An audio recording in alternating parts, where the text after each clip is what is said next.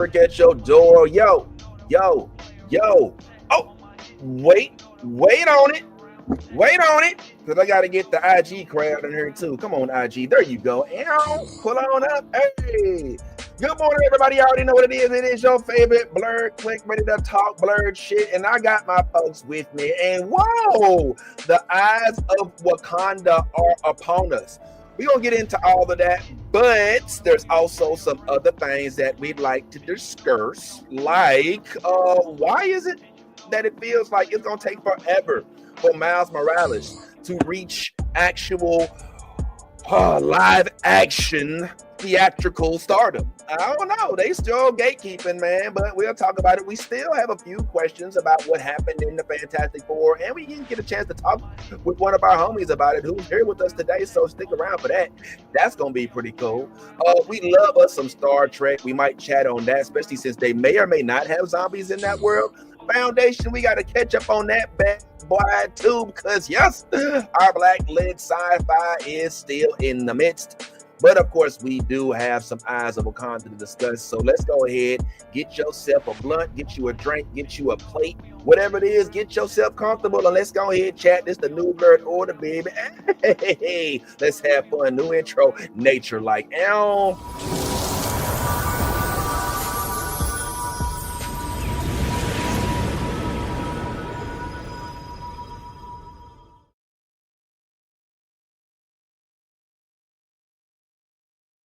Oh, I ain't gonna lie. I didn't like that intro. It felt Run it back. Run some milk back. Yeah, I didn't like that. It was very blunt. Yeah. Rewind. Can I get a redo? Okay, let's rewind. All right. Hey, all right, everybody, go ahead. Welcome to the New Blurred Order. Listen up. New Blurred. Hold on. Can I do that again? Hey, check out New Blurred Order. They're a whole vibe. It's the newest thing on the. Sorry, let me try that again. I'm so sorry. Hey, shout out to New Blurred Order. They're a whole vibe. The funniest people, the friendliest people, and also the nerdiest people you ever see. And the black. Check them out.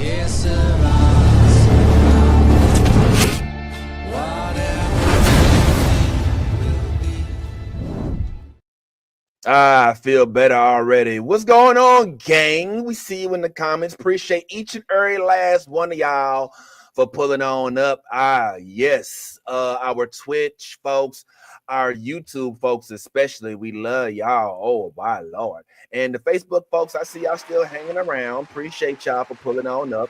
Oh, welcome to the comments, X. And hey, what's going on over there at the IG? IG, y'all are kind of like the bastard stepchildren a little bit. I ain't gonna lie. Y'all are over there in a whole different network over there. Like it's a different screen and everything. So I advise you, I encourage you, I invite you to come and join us in the YouTube stream if you don't mind. Yes, I am the boy, the real Vince Taylor, joined reporting live and direct with the homies in the hit house.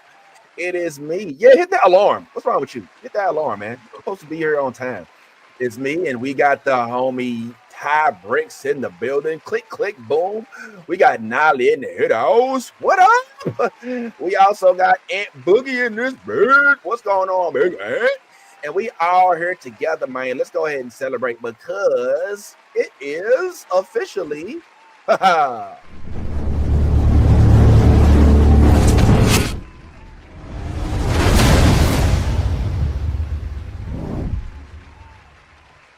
I may or may not have hit that button on purpose. It is officially the release of the Wakanda. Oh, shoot, excuse me. Eyes of Wakanda. All right. Which is, yeah, that's what it is. All right. I'm gonna let y'all in on a little secret. My screen froze. I can't take the applause off. I can't. It's all good. It's okay. I can't stop the applause. So I'm coming in hot. Hear that? All right, hold on. And I'll go ahead and remove the applause from this side. I don't know how that is. You gotta love technology at its finest. But anyway, like we were saying, I may have to leave for a second. The Eyes of Wakanda is upon us. Ty, it sounds like you got a chance to see some of it. Am I correct? You saw the first episode. Now we're gonna do spoil free for the first bit. So for those who haven't had a chance to see it, because we know it did just come out last night. So we're gonna go ahead and do a little bit of spoil free. And Ty, I know you had an opportunity to see at least a little bit of this, right? If you could at least, we spoke earlier about, your feelings. We don't necessarily have to give away, anything significant, especially since I think you only saw the first episode. So Absolutely. if you don't mind, man, just kind of fill us in. Let us know if you think it is, what you saw thus far is intriguing enough to continue on the journey, or if you think maybe, I don't know, it's abandonable, they're not doing it right. Just what are your thoughts, man? What's going on? Oh man, first episode, bro. Like I was excited. I stayed up late last night to watch it just so I could come in and talk about my excitement and my passion towards this series. This first episode was definitely the type of episode that I was hoping for the Eyes of Wakanda. It was action packed. It was thrilling. There was moments in it where you're like so it for me that when it comes to an animated series, you want it to grip you immediately, because you know how we're grown-ups, man. Like let's be honest, cartoons are cartoons. So when it comes down to this one, I think just based off the first episode, I would say they hit it right on the head. Oh man, I mean, you saying this after the first episode? Yes. And I mean, what is it about it, without, like I said, if you could, without giving it completely away? Because I could say for me, the animation style is pretty legit. The acting, voices, the roles, the storyline, pretty legit. What about you? What stands out to you? Well, you just mentioned it. The animation style. Let's take a second to step back for this. When I saw this animation style, you know what I was reminded of immediately? Blue-eyed Samurai. Oh, okay. Yeah, this is the same to me. I think this is very much similar to the animation style of Blue-eyed Samurai. And we all know how good Blue-eyed Samurai was. So if that tells you what the answers your question, the animation style clearly is top tier. I did have a little bit of a little their heads, the way their heads were shaped a little bit. I was just like, it threw me off a little bit, just a little bit, like because they're I don't know, man. Like the way that the heads were shaped were kind of like, it was given alien, like just just because like there was a moment in the first episode where the Dora Milaje are like talking to well, not talking to, but they bring in a certain person, and when they bring in that person, they're just standing there, holding their staffs. And I just couldn't. I fixated on their heads for one moment. I was like, why are their heads shaped like that? Like, what's going on with the heads? But outside of that, that's just like, that's a small Dang. As a member of the big head delegation, I feel a type of way. Yeah, he coming for you, Nali. I felt it. I felt it all up in my dome piece, in my 5 head. I felt it. Dang. Not the 5 head. Now I'm gonna go ahead and refer over here to the section. What's going on, Fernando? What's going on, Gothic Chica? Yeah, man, appreciate these folks. These are Anthony's folks. We appreciate them showing us some love. What's going on, Linda? Linda, you know what that means in Spanish? And Oli Morale, yeah, good for y'all. Appreciate y'all, man. YouTube, if you're not on the YouTube, is where to be, because I see you over here. IG, y'all are in the room, but I can't follow both of these screens at the same time. I see you too, Kiki. You supposed to be getting ready for volleyball. What's going on? But I will say this: I've watched all 4 episodes at this point, and this was a well-deserved. It's a great story in each of these. I'm not gonna lie though, I'm very interested to hear what Ty says after he watches all of it, because after the first episode, it takes a turn, and it's not a dark turn, but it takes an interesting turn. Just to kind of give you a little bit. Now, this isn't spoils. This is more plot based. The Eyes of Wakanda is based on the Wakandan folks that not necessarily end up having to stay in Wakanda. And one of the reasons why it's not necessarily a spoiler in this particular instance, me saying is because we saw these folks, at least in one instance, in the theatrical version of Black Panther, as King T'Chaka ventured outside of Wakanda to find his brother, who ended up being the father of Killmonger. So this is something that ties in with the theatrical version. Now, as for some of the storylines we get, I ain't gonna lie, we might have been able to do without. But I will refrain. I will pause on that sentiment for the time being. Although, if you did watch it, then I say stick around till the end, where once we maybe lose a panelist or so, I may be a little bit more forthright with regard to exactly what it is that I'm talking about. However, one thing you're not going to get me to say is that this isn't worth watching. It's definitely dope. You need to invest in all 4 episodes. Some easy complaints at the outset are, like Nolly said, what was your thing? What did you say about it, Nolly? Like, I know you didn't watch it, but why is it only what? Why is it only 4 episodes? And if it's only 4 episodes, why are they not movie length? Like, right. Why? I don't know. That's a good question. I bet Vision is gonna have like 6 to 7 episodes. Like, yeah. Yeah, and well, I'll say this. I would much rather have seen more episodes. I also would have.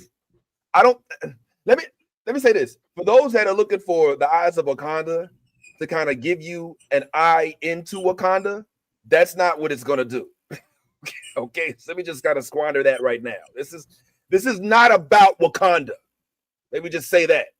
All right. I mean, it's all in the name. It's all in the name of the show. Yeah.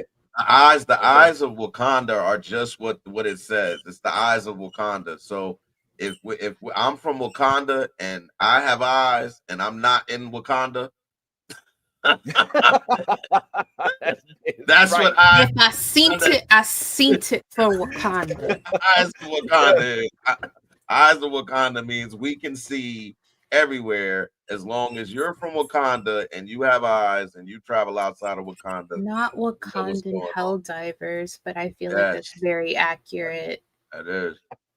It is not no Wakandan Helldivers. That is hilarious, though, Tafari. Tafari, you're in this too. I don't know if you've seen it already, but yeah, Tafari, you're very well featured in this. If you haven't seen it already, I'll let you go ahead and wait till the episode in which you make your debut. But yeah, you're very much involved in this, my friend. So the plot, not to give away what happens, but what they base. Here's what you should know. Winnie Harlow, of model fame, right? We know. Am I saying her name right? It's Winnie Harlow, right? Yeah. Winnie Harlow, if I'm not mistaken, is the voice of Noni, who is in the first episode. As for what happens in that episode, you got to watch to find out. But it's very interesting. Here's one thing that we have to address, though. All right. If you have a Black show or movie or cinematic production where there's an all-Black cast, if it's in a superhero realm, if it does not have a white villain, then that means it'll probably have a Black villain. And which means you're probably, going to see some negative aspects of Black people. And when that happens, don't curse out the movie for it, because frankly, that's what movies are about, right? Villains and heroes. So, I don't think that in every Black movie, you're always going to find a Mr. Big, so to speak, like that villainous white guy who everybody can blame everything on. Sometimes that person looks like us, and it's uncomfortable when that happens. But sometimes those are real things. Remember Idi Amin, over in West Africa and some of the atrocities, although he did, rise to the rank of king. I mean, he used it to carry out violence against his lovers and shit like that. And I'm not trying to paint all Black folks. I'm just saying, like, listen, you hear all skin folk and kinfolk. When you watch a movie, don't necessarily think, all right, well, listen, everybody Black is going to always represent everything that's benevolent. There's some characters in this that you're like, what the hell did what kind of message is this you sending?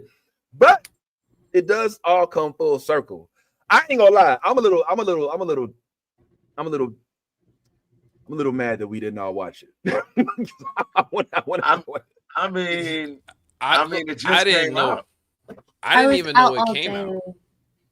Oh, Because for they real? moved You it know? up. They didn't announce that they moved it up. They moved it up 3 weeks. And was like, by the way, it's going to drop next week. What? No warning on that. How does that help it? How does that help? It doesn't. I really feel like Marvel just does not give a fuck. And like Kevin Feige is just looking for an excuse to be like, this is why these projects don't work. Like he was out here ragging on Captain America, Brave New World, saying that it suffered because it didn't have Chris Evans. No, bitch. It suffered because y'all half-ass shit. You don't promote shit. And then expect everyone to eat shit up like we have been for years because you guys had no competition. And y'all was like, well, we're the only ones giving them superhero movies that are decent, so they'll eat this shit up. We're tired.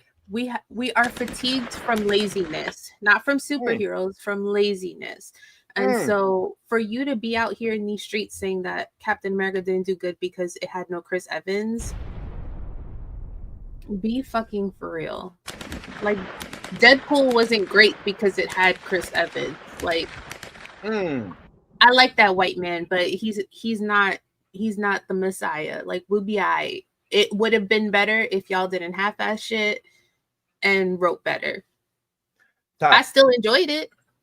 It did great in the box office for what it was. And but this is the same man that was singing. This is the same man that was singing the praise of Thunderbolts too, right? But look at the cast of Thunderbolts. They passed the paper brown bag test. I'll let you say it. You said it, not me. Go ahead, Ty. What's going on, fam? I was just gonna say, this is all new news to me, and now that I know that, and listening to Nolly, so basically, what you're saying is that he makes black productions out of obligation. Yes, I feel like it's a here damn. It's a here damn. It's not. Wow. It's like him. Like it just. He doesn't give as much to projects that are black led or even female led. Like, let's be fucking real. Like, yes, Marvel's should have probably been delayed because of when it came out, because it came out right as soon as the strike ended. So there was no promotion because throughout the whole strike, they couldn't do that. Should have delayed it to ramp up some promotion and shit like that so that people in the theaters could go. But then also they don't do nothing to defend anything when people start talking shit just because it's led by women, and it doesn't make sense to me. But they'll have everyone come out their ass and defend Chris Pratt for being a piece of shit, which he is. But Chris Pratt is, oh no, the poor white man, defend him. But when it's shit that matters, like even now, people watch Marvels on Disney Plus and they're like, oh, I can't believe I was ragging on it. It's so good. See, you was ragging on something you ain't see. Like, be so for real. Be so for real. Yeah. And because Marvel and Disney don't do justice. And yeah, we're getting the content, but I don't want to get half-assed content. I don't want to get content just to like appease me while they buy time for something else, Like, I want effort. Like, does he not see how we showed up and showed out? Like, people were renting out entire theaters to watch Black Panther. Entire theaters. That should have been enough to say representation fucking matters and will give you money. Because how high is Black Panther's income towards the whole Marvel lineup? It is up there. It is like one of the top movies in terms of revenue for Marvel Disney. It was. Yeah. It was the top for a hot minute. And so the fact that you can half-ass everything after that is wild to me. Like, y'all don't like money, you just like spending money. You like bleeding money, but you don't like making money, which is wild. Yeah, and you know how, I mean, I've seen you and Nolly specifically go into some of the comments and re-enlighten them about the success of Black Panther versus the success of movies like Spider-Man and other things like that. So why is it that we seem to get, like, can you imagine, all right, if we all had a play, we were all in a play that Anthony wrote, and the play was debuting August 24th. And we was out there telling our friends August 24th. And then they was like, you know what? We're going to make it August 3rd. You think anybody's going to show up to that shit? Like, it's not going to work. like when I'm already expecting August 24th, when you tell me August 3rd, I'm like, God damn, like I wasn't ready for that. Like, now I know I'm talking about streaming, which is a different concept, but at the same time, like to push something forward, like I've never seen that done before. Wild to me. I don't think I've ever seen that done before. I would have understood if they pushed it back, but pushing it forward with no warning, no nothing, like, oh, by the way, next week. Come on. Why? I honestly just think they don't know what they're doing. Right. Like I don't think it's with Marvel and with Kevin Feige and with certain executives, I honestly just think they just don't know what they're doing, right? Like they kind of dip their toe into black culture and like sometimes it works and sometimes they don't, but they don't really know why. They don't really get it. They're not really connecting with it.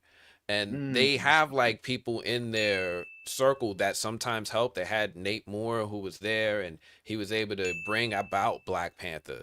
Don't forget, Kevin Feige didn't have to do Black Panther. He had to fight to get Black Panther made because Ike Perlmutter didn't want to get it made. He didn't believe in black-led or women-led movies. And Kevin Feige had to go through this whole process to not have to report to Ike Perlmutter so that this movie could get made. So, like, I don't think he's doing it because he doesn't care. I just think he just really doesn't know how to navigate this space. So when Captain America comes out, we had this conversation. Is this a black movie or is this a superhero movie that happens to be black? And I don't think that distinction is really easy for them to identify or identify which characters are really the ones that we would attract to as a black culture. That's a good point because and let me if it's okay with everybody real quick, let me bring in the one and only Lady of Mandalore. What's going on, Miss Lady Mando? What it do? Good morning, everybody. How y'all doing out there? Oh, Lord. Hi. Good morning. I'm absolutely not surprised. Hi. Hi, everybody. I'm sorry I'm late. Okay, no, we always got to have you. So yeah, we were chatting on Eyes of Wakanda.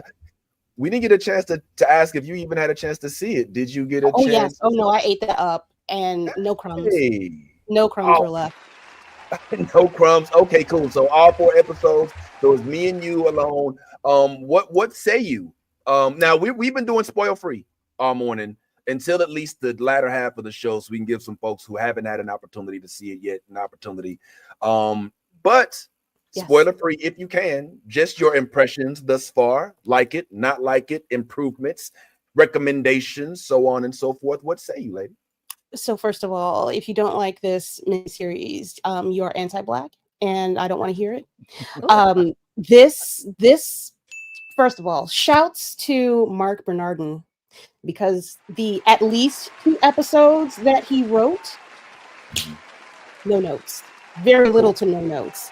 I want more imaginative properties like this. I like stuff that kind of bends mythology and history.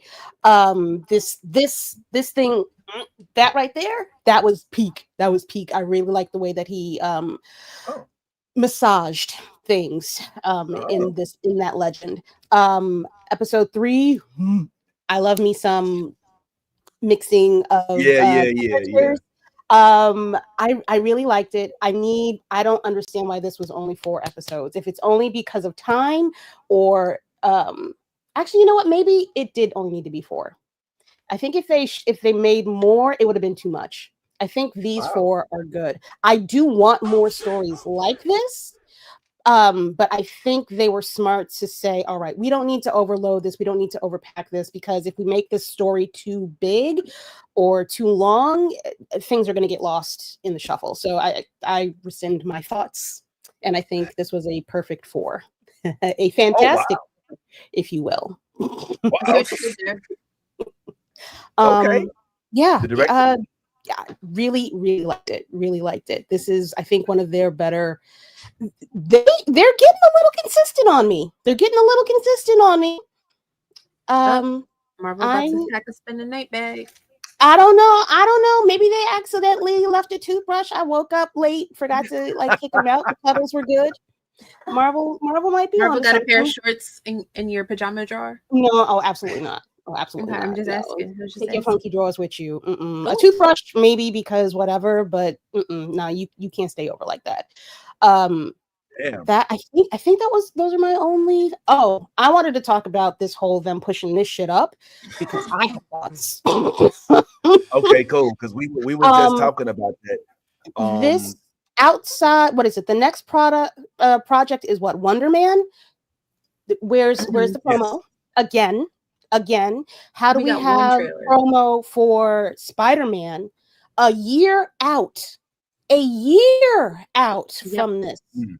And we have no promo for the last 3 Black led projects. None.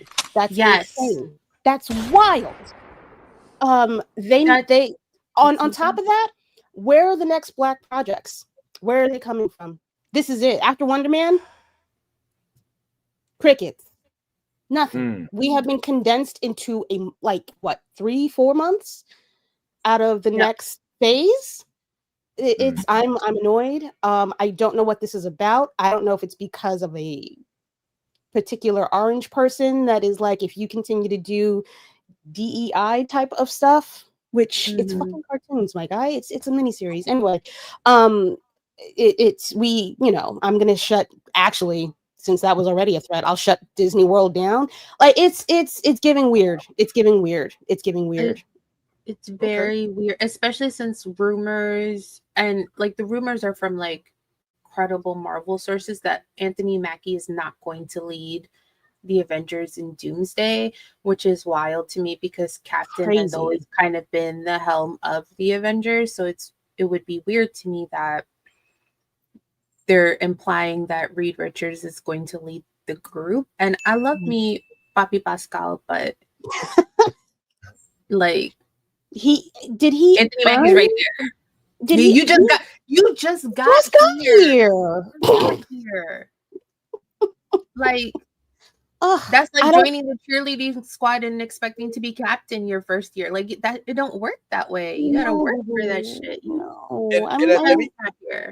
If I can jump in real quick. Well, first, Ty, I know you had your hand up earlier. Did you preserve that thought, or did it was literally Lady Mandalore took the words right out my mouth, because that's the same feeling that I had, like in regards to one of the biggest complaints that we had for a very long time was with DC was that they did a lot of self-sabotaging. And this feels a lot like self-sabotage. Like when you are Kevin Feige, who is the head of this snake, and then we kind of, and there's no shot at you, but we kind of give him a little bit of a pass in terms of him not knowing. We say, oh, he's a little ignorant to, the culture and how to represent the culture. But that's bullshit. If I'm being frank, because the whole purpose of a business is running a business like a business. And if you are a person who is not aware or educated or conscious of a thing, then you go out and you hire someone who is, and then you have them responsible for those things. It's called delegation. That is what anybody would do in terms of a chain of command. And so the idea that the marketing aspect of this is, we'll boost this up, or we won't do any advertisement for this. That's fucking crazy. And more importantly, I feel like it's intentional. So when you start doing it, especially when you do it on the last 3 Black led projects, and think that we're not gonna open, we're just gonna be so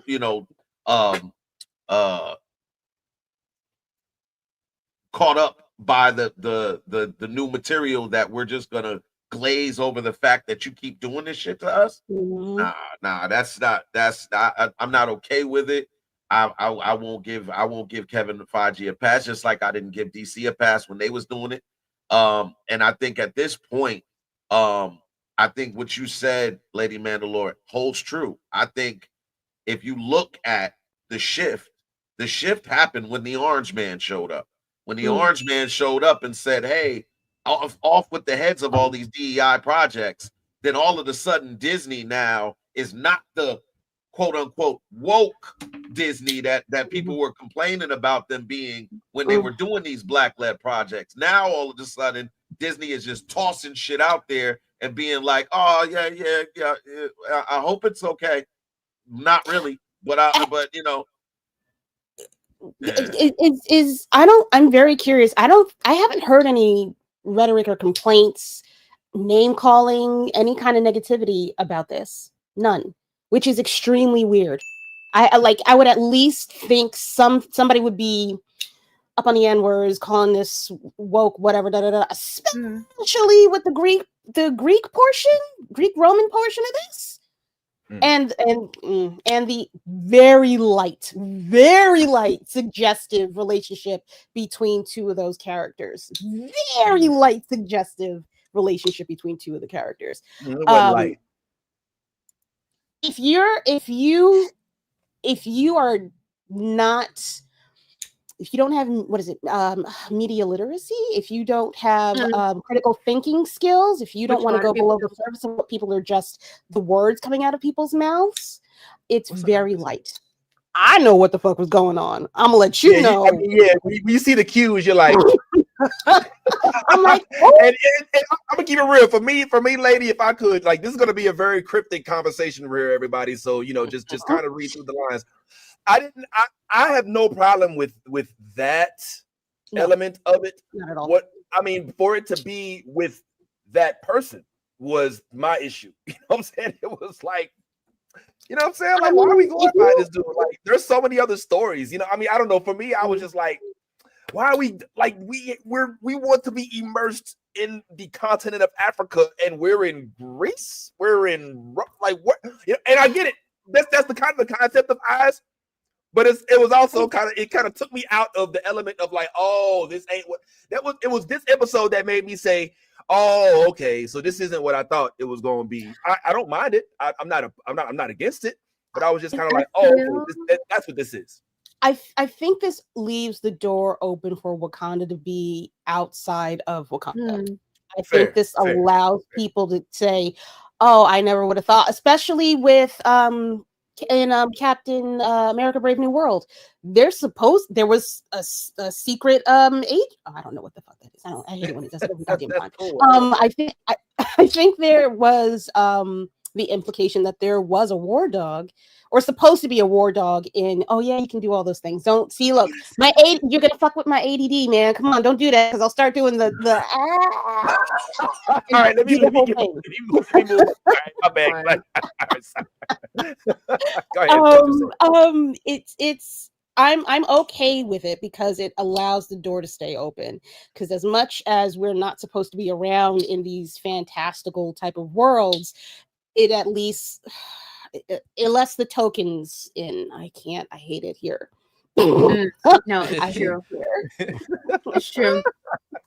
I also feel like it's kind of accurate to our history a bit, because we do end up having to go everywhere else to get back what's ours. Like, the best museums with our history are across Europe and not in Africa and not in like densely Black populated places. It's everywhere else but where they're supposed to be. So it makes sense for them to go other places. Fair. And again, it's not that I was mad at it, but it did just kind of take me like, oh, yeah, okay, this isn't what I expected, but I'm here for it to an extent. All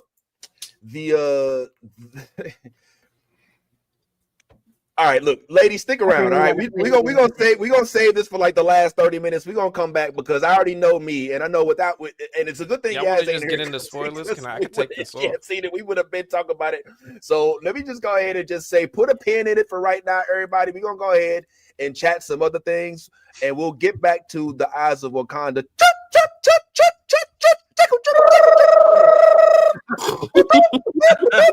gonna get back to the Eyes of Wakanda a little later. Yo, I love that little sound, bro. That shit's hot. Anyway, but let's get into another topic that I think is definitely worth talking about. And this one doesn't involve any spoilers because it's just a general topic. I need to know from the panel what y'all feel about this whole removal of Miles Morales from the MCU at bare minimum for the time being. Now, listen, context provided.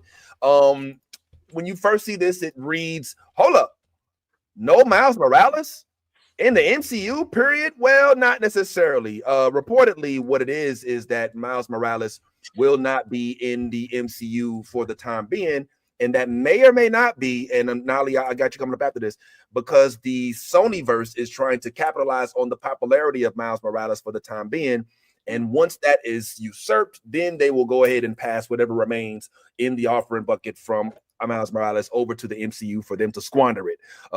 What say you, Manali? Is that what you feeling too? Look, Sony is like that ex you can't get rid of that pops up all the time. Like, didn't I block you? Where did you come from? Like, what sense of delusion? What illusions of grandeur do you experience daily that you think you have the capabilities to carry Miles Morales? Spider-Verse aside, because animation is great. Y'all taking too long to come out with the last one, and I don't like that. But like, look at your last live action projects. Miles deserves to be live action. Don't do that to that baby. Don't do that to that. You're gonna ruin it for everybody. You're gonna ruin it for your wallets, and then it's ruined for everyone else, because then you can't make a deal like you did with Look how good Spider-Man does, because you made a deal. You came tail tucked between your legs, made a deal. And look, it made you money. You made money so that you could keep making bad movies. Let's just let go and let God, okay? Finish your little cartoon. We're gonna enjoy the cartoon, okay? And then make a deal with Marvel so that they can bring Miles in the right way, because I am tired. Your movies are streaming watch at best. Wow. Okay, and I'm not paying for that. As much as I love Miles Morales, you will not catch me in a theater watching a Sony produced Miles Morales live action. It's not happening. Well, no. What do you think? We haven't heard from you, and what say you, fam? So this one's tough. I get why Sony doesn't want to let go of Miles, right? Like, it's the only thing they have really going for them. Literally. They're so disjointed. They have so much potential. It's so frustrating. The same studio that makes The Last of Us is the same studio that makes Morbius. It's wild. Wow. Yep. Range. Get the fuck out. But range. Right. You know, it's like absolutely not. It's like I get worried because I need to know what creators are going to be behind working with Miles. Like, I don't want to just willy-nilly give Miles to Marvel and think they're going to run with it and cook. We see what they did with Captain America. Like, they half cooked the movie. It's like, I don't know. It depends on what people are working on it, honestly. I honestly don't care what studio's doing it as long as the right people. If they keep the Spider-Verse people working on it, doing a live action, they would really work. Yeah. That would eat. Facts. Well, I was wondering if I could come in here and maybe play devil's advocate. Devil's advocate? You better not. Better not. I'm just wondering if I could come in and play a little devil's advocate right quick. Now, why do you have that laying? Why do you have that laying around? I'm just saying, I may or may not.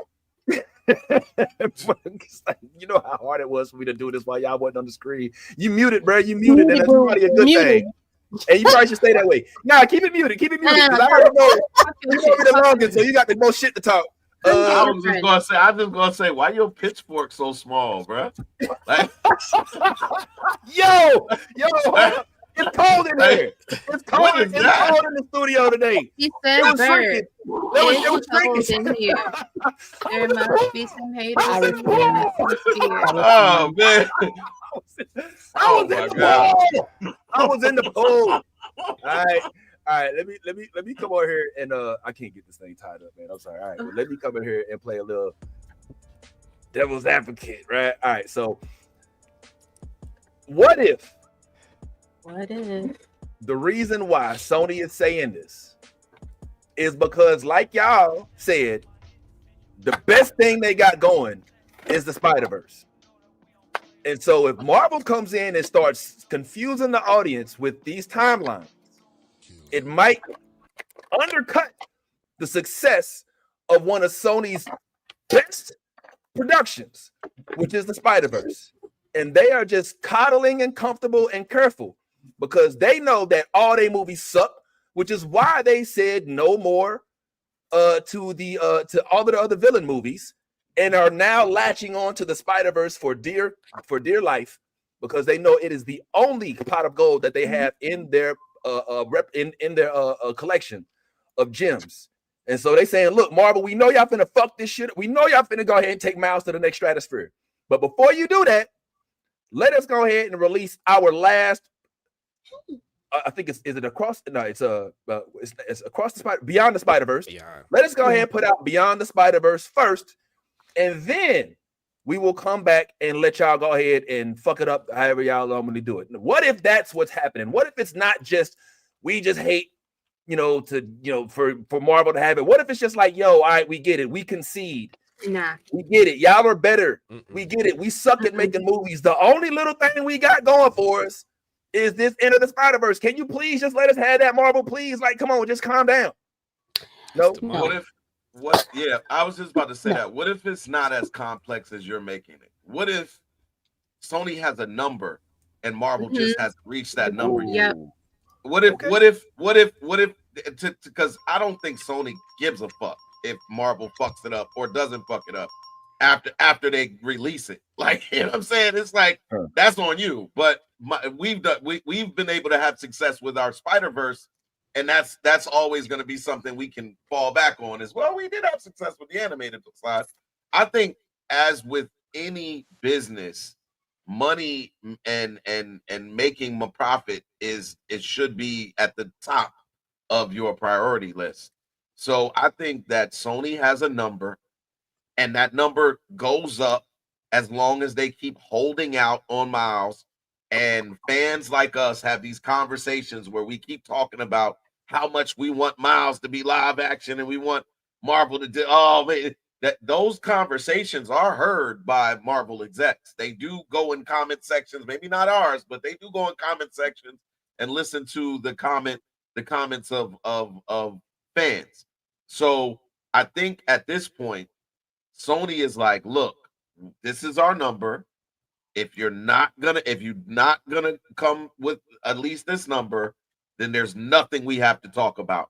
So that sounds more like back up, back off, back off, Marvel. Unless you're coming here to talk real dollars and cents, don't come over here asking me about Miles anymore. Because this is our number.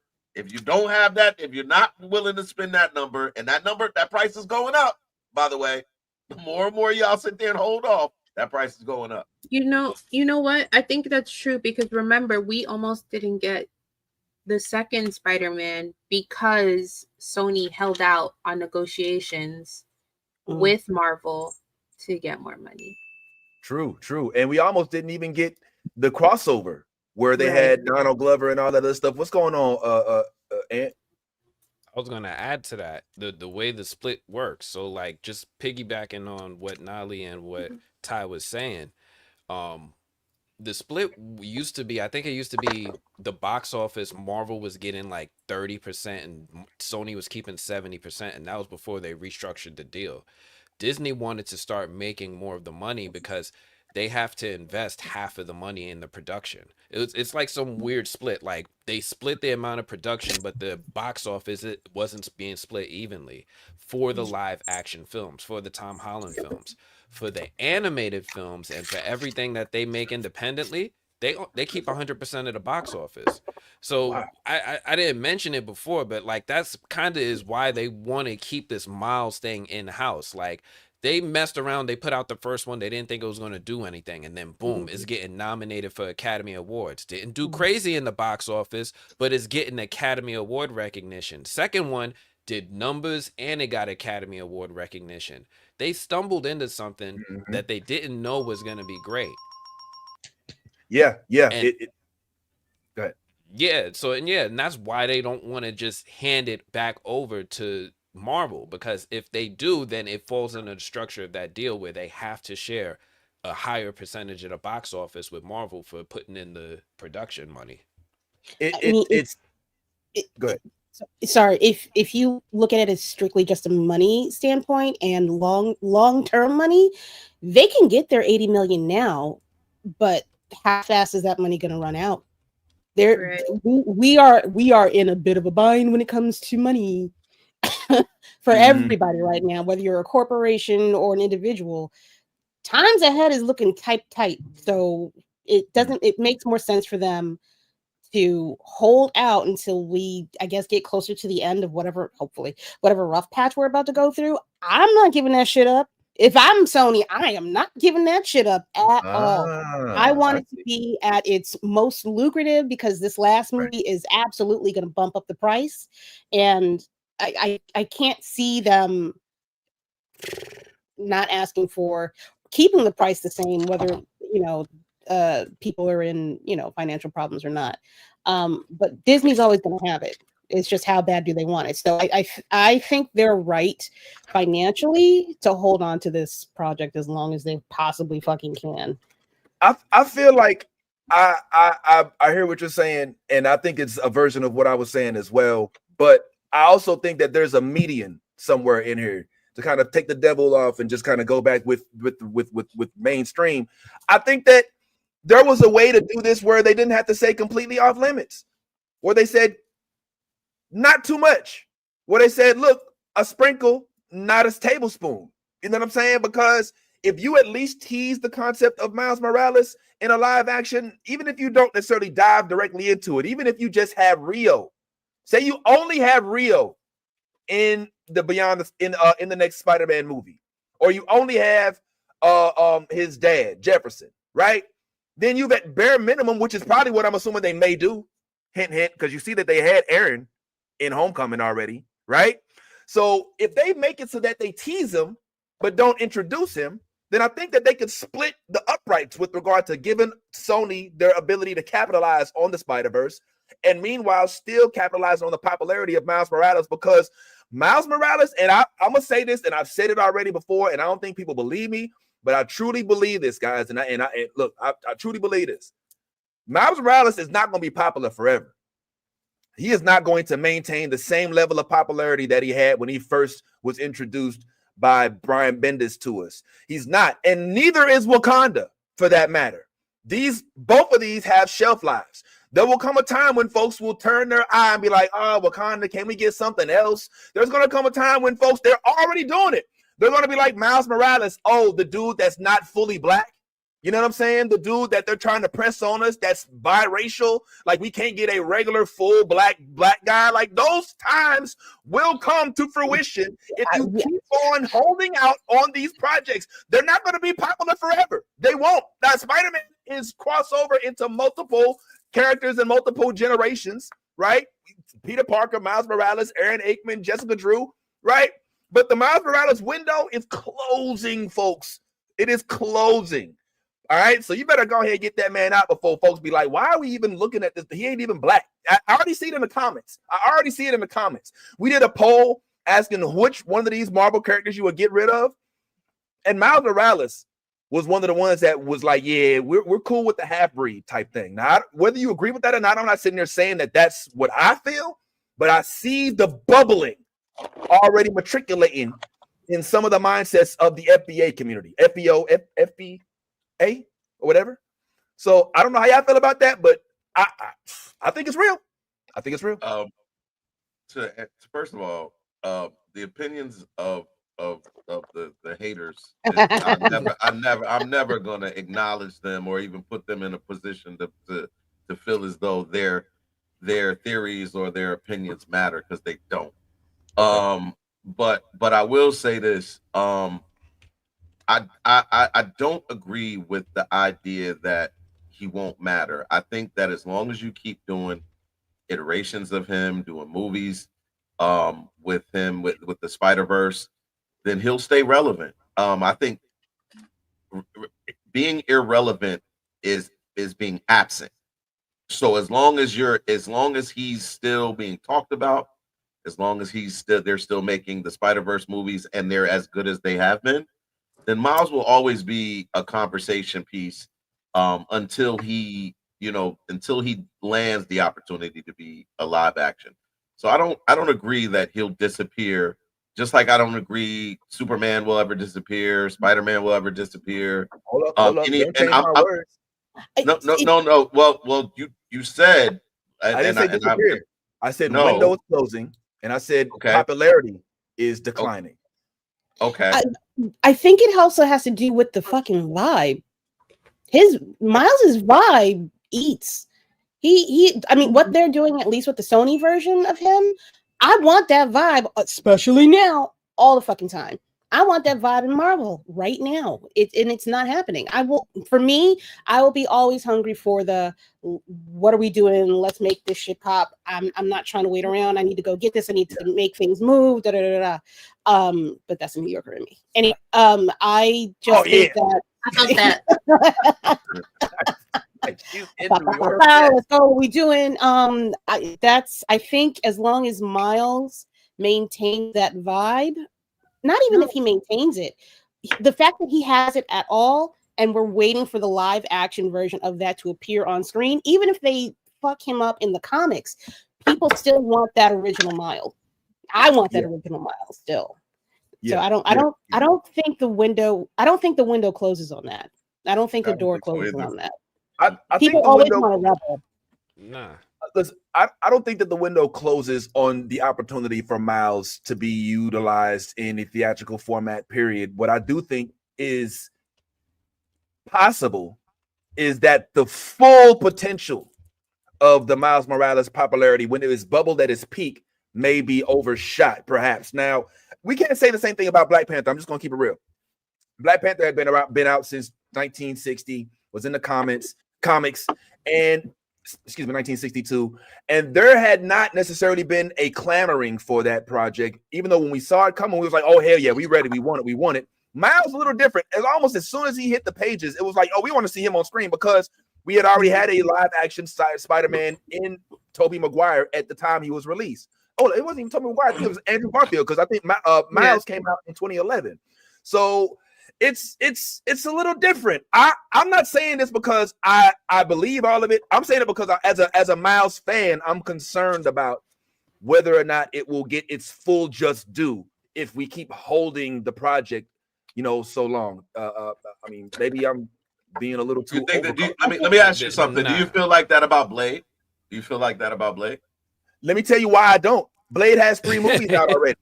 Blade already had a TV show. Blade has already been. Do you feel this way about Static Shock?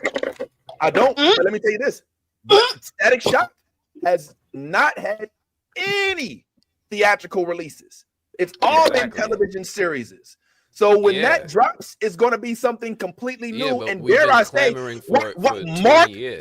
mark my motherfucking words right here, July 8th, August 2nd, 1996. Wherever what is 1985? Where are we at? What time it is? It's November 5th, 1955. Me, Biff, and Marty McFly. We done got in the DeLorean. Mark my words. When Static Shock, the blurred sphere will go nuts about how Static is the real Black hero. Trust me, it won't be everybody. It won't be everybody, but the voices will be loud about, okay, Static is the real Black hero. He does not have any ties to any other cultures. Right or wrong, it's going to be a thing.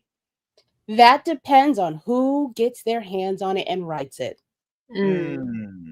Yeah. They will fuck. I think they will fuck that up. If even Jimmy, you my guy, Jimmy Guns. I love you, my guy. I love you. I don't think you are ready to handle Static. I do not think he knows how to handle Static. We got a glimpse of what he could do with Mr. Terrific. Yeah. Well, Mr. Terrific is great. He's terrific. However, what sauce did he serve outside of a few lines in a movie? We didn't get to see him at his full potential. They definitely could have given him more stuff to do. He could have had, I feel like he could have had more of an interaction or more of a effect when he was speaking to his teammates and to Superman. But like the quick quips, it's all right. It's all right. It's not quite full on stereotypical. But he needs somebody on that writing staff to tell him, boost him up a little bit more, like give him a little bit more flex. I'm not saying he was bad. You know what I'm comparing him to? Captain America: Brave New World. I'm comparing him to I think he had the exact same acceptable tone as Captain America. I don't think they wanted to offend anybody on either side. I don't think they wanted it to be a stereotype, but I also don't think they knew how to make him spicy.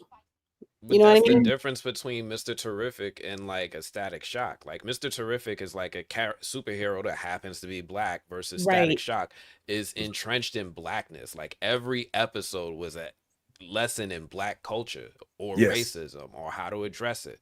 So I agree with you. James Gunn wouldn't know what to do with that, right? Like I don't think that he's that type of creator. And to find the right type of creator to make that, I don't even know. I don't think they know where to begin. It depends on what executives do you have in the room. When we look at the Marvel Roundtable, or the Pantheon, or whatever they call the Parliament, whatever they call, ain't no black people there. It's not a single black person in the room. Thankfully, there's some hope with James Gunn because he doesn't have something officially called the Parliament. He has a writer's room, but he does have black women in the writer's room. So go ahead, Ty. I was just gonna say also to piggyback off what Ant just said. One of the things that makes me a little bit more comfortable with James Gunn is that the DCU is still kind of in its infancy, and so you're still developing as opposed to the MCU, who is already pretty established and already kind of set in their ways. I think with James Gunn, you want to do good so bad, right? You want to get everything right so bad that I think that is enough to make you understand I don't know enough, and I need people around me who know more. So I think that the fact that there has been speculation and whispers about him talking to Ryan Coogler, him saying he's had conversations with Ryan Coogler. If you don't know how to do it,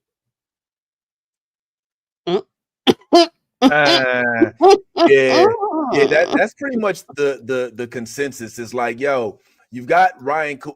First of all, let's be clear. They've only spoken. They haven't agreed to anything. There hasn't been like a whole, actual if I'm not mistaken, there hasn't been like an agreement with regard to what the direction of whatever Ryan Coogler does will be. And I'm sorry, go ahead. Am I wrong? I just want to interject. What do we even know what the conversation was about? Because the conversation they had could have been just about him making getting that deal for Sinners. We have no idea what they actually talked about. Well, the thing I think go ahead.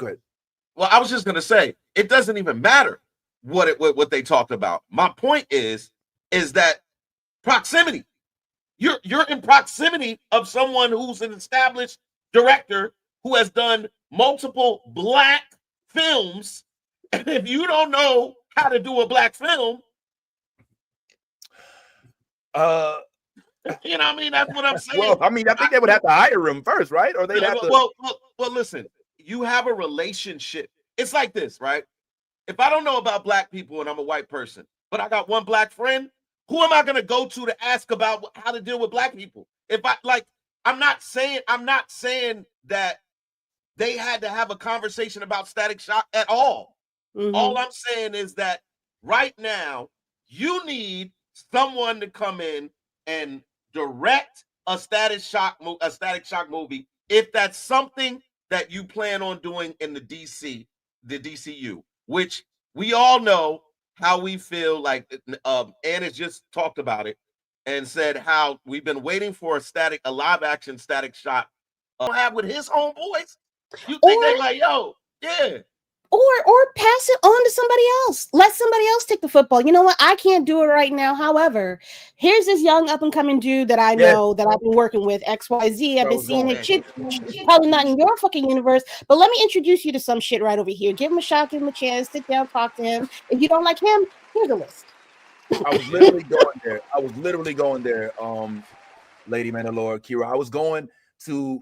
Sometimes we do get caught up in the success of one or two people that we neglect the potential for others. And as much as I love to see Ryan Coogler direct everything comic book black, I also think Ryan Coogler, as you said, can help usher in a new era of new Ryan Coogler. So we won't be so hell bent on using one person as the arbiter of all things in this arena. I kind of like what he did with Riri, right? Like he wasn't hands on, right? He produced it. Selector. He knows he has not messed with anything on any level so far. He hasn't had to fire some. Well, maybe he has. I don't fucking know, but we don't know who they are. So in my mind, he hasn't had to fire anybody. Ain't nobody been caught up in no bullshit. Ain't nobody did any half-ass work. And if he did, I'm sure he's like, let me talk to you for something, my young homie. Let's have a quick conversation, because he does not want any of us to lose. That is the one consistent thing that I will say about Ryan Coogler. If he is not a badass fucking director, which he is, motherfuckers, don't get it twisted, he knows how to choose people to work with. He's got a family from Fruitvale Station, from the cast and crew, all the way up to present, including the stuff that he don't have an exact hand on. Let him pick. I'm begging y'all, let him pick. He ain't got to do it. He knows who to go to in order to get a particular flavor of something done. He communicates with everybody. So even if he's not there behind the camera, in front of the camera, he's off to the side somewhere, keeping a lookout. I love that man. I'm sorry. He my director. He's my Spike Lee. I will say that. Like, I'm gonna go hard and paint for my guy. He's from the West Coast, and that's okay. That's your only flaw. But outside of that, see, if Bree, somebody hit up Bree Bookish and let her know that what lady just said. Like, she's claiming that. Nah, I get it. The coastal thing is a real thing, but even though in the Midwest we hold shit down, I'm gonna keep it right there. Let's go ahead and let's listen to what Kevin Feige had to say about this. Evidently, he mentioned some of what happened in this interview. Let's see if he drops any nuggets real quick. His friends who weren't there at the time, and I said, yeah, I know this isn't the way it happened, but the way in my memory it happened was that people were so happy that they were literally doing somersaults and flipping around in the aisle. Sure. That's really what I remember. That's not true. Wow. Yeah. It's like I remember the vibe, and then I remember I visually turn it into something else. And totally aside, I was talking to Ryan Coogler the other day, and I was like, we were talking about how great the Black Panther premiere was, and I was like, yeah, I said, and I was with all his friends who weren't there at the time. And I said, yeah, I know this isn't the way it happened, but the way in my memory it happened was that people were so happy that they were literally doing, somersaults and flipping around in the aisle. Sure. That's really. So that conversation doesn't sound like a business conversation, more of a personal, just like hey man, what's up? Like, James Gunn feels to me like a good businessman. Like, if he's just forging a quick relationship with Ryan Coogler, just building rapport, I may tap you on the shoulder one day, say, hey, here's this project, or maybe I won't. But hey, let's keep each other in touch. I think it's just good business. Who knows? Says he recently spoke to him, but again, very cryptic about what that means. But I do know that Ryan Coogler ain't owned by not nobody. And his success speaks for itself, and so hopefully he can carry that into some projects. As for Static being released, I think that Miles only intensifies the Milestone fans for wanting and clamoring for a Static project. And dare I say, if there's any success by this Lantern Corps project, it's going to make it even more, it's going to make the DC fans even more hungry. The Fantastic Frankies is not get going ready. to stand. Get ready. They That want shit to see gonna be Icon. successful. Yeah. And Mufasa's in it. You know what I mean? Like, hey, like I listen, my wife is not a huge comic book fan, but she is a huge Aaron Pierre fan. And it's ridiculous how many times I'm asked, so when is that new Aaron Pierre? It don't even get the justification. She don't even go in, when is that new Lanterns? When is that new Aaron Pierre thing coming out? You know what I mean? Wasn't that supposed to be coming out? Isn't it supposed to be coming out? I'm like, it's coming, babe. It's coming, it's coming, and it's coming. Yeah. So, when is it actually coming out?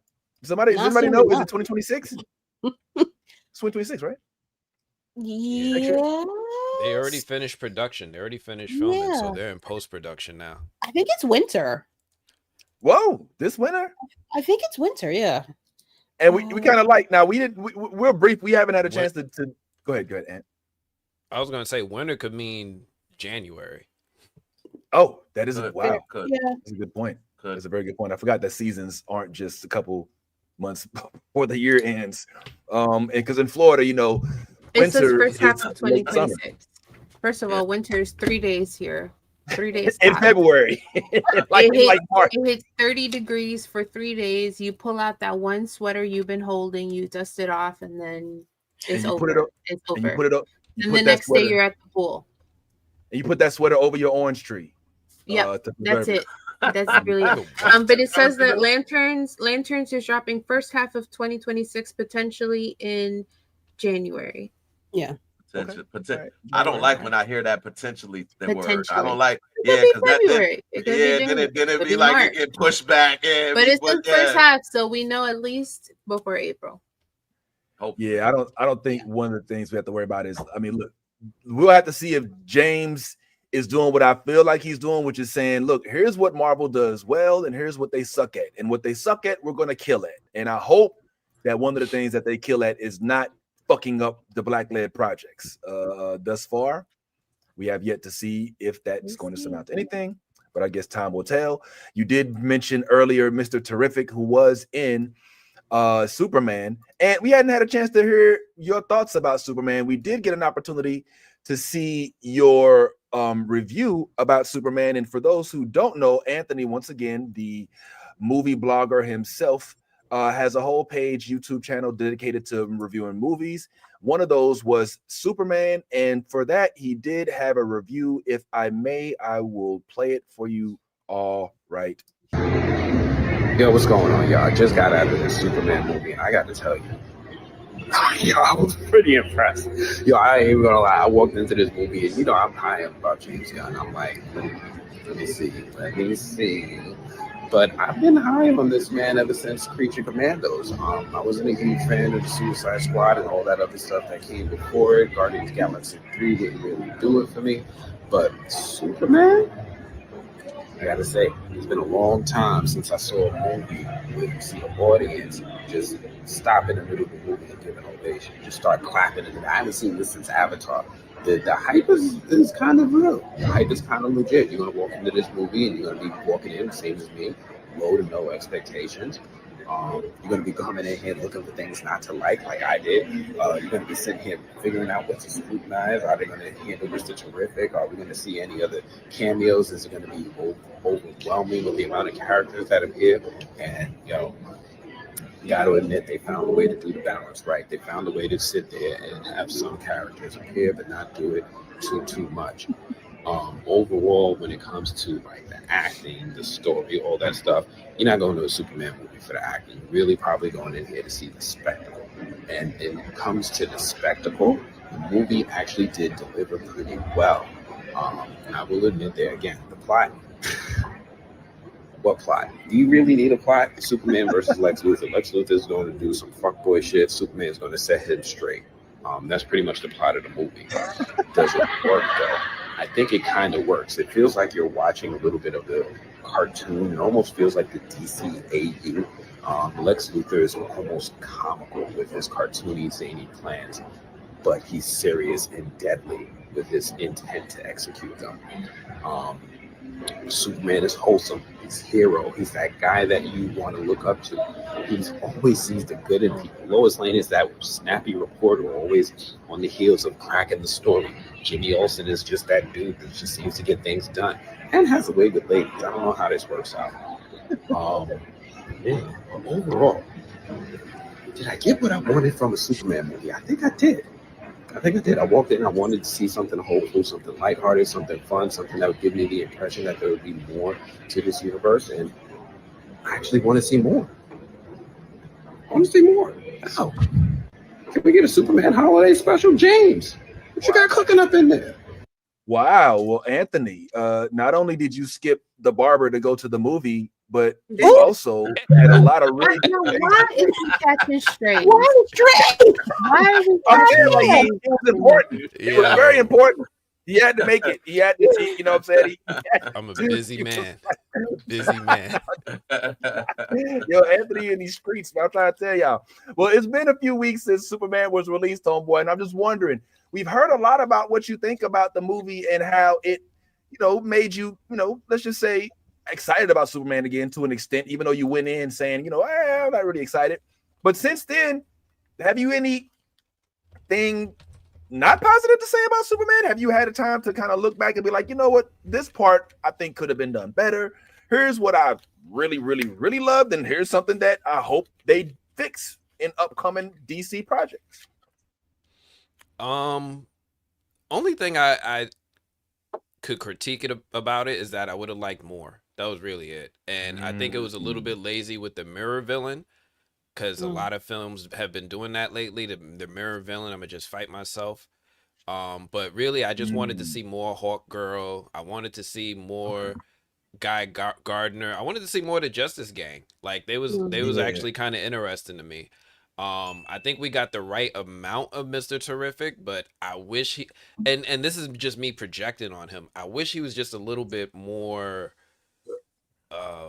I guess more entrenched into black culture. Like he's a cool black guy. His story doesn't really tie into black culture. It's just me projecting what I want right now. I wish they would give us more of that from superhero movies. Is there anything else? Nah, other than that, I think it was like I really didn't want to like it. You guys know how I am about James Gunn. I don't really go into this thinking I'm gonna like what I see. But going into it, not getting any of the stuff that I was afraid I was gonna getting what I wanted, which is almost like a whole animated Justice League cartoon brought to life. Man, I almost want to watch Peacemaker now. I might go back and watch season 1. I might go back and watch season 1 just so I could be caught up. Ooh, you're gonna hate it. Nah, you're not gonna like it. You're not gonna like it. I liked it. I think it was very funny, very tongue in cheek. I don't think you're gonna like it. You know what? I think I'm picking up what you're putting down, Kira. I think. Is it the racial element that you think he's gonna be like? No, I don't. I think it'll be. It feels very Marvel. There's not a lot of heavy moments that they just let sit. There's not. There's a lot more comedy. There's a lot more crudeness, if you will. I was with the shits. I don't know nothing about him, so I'm not invested. I don't give a fuck. I was there to just have a good time, and that's what I got. I think.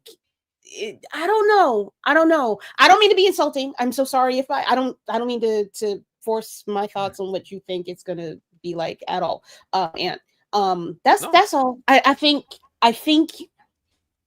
you want something more cerebral from your DC characters. Peacemaker is not fucking.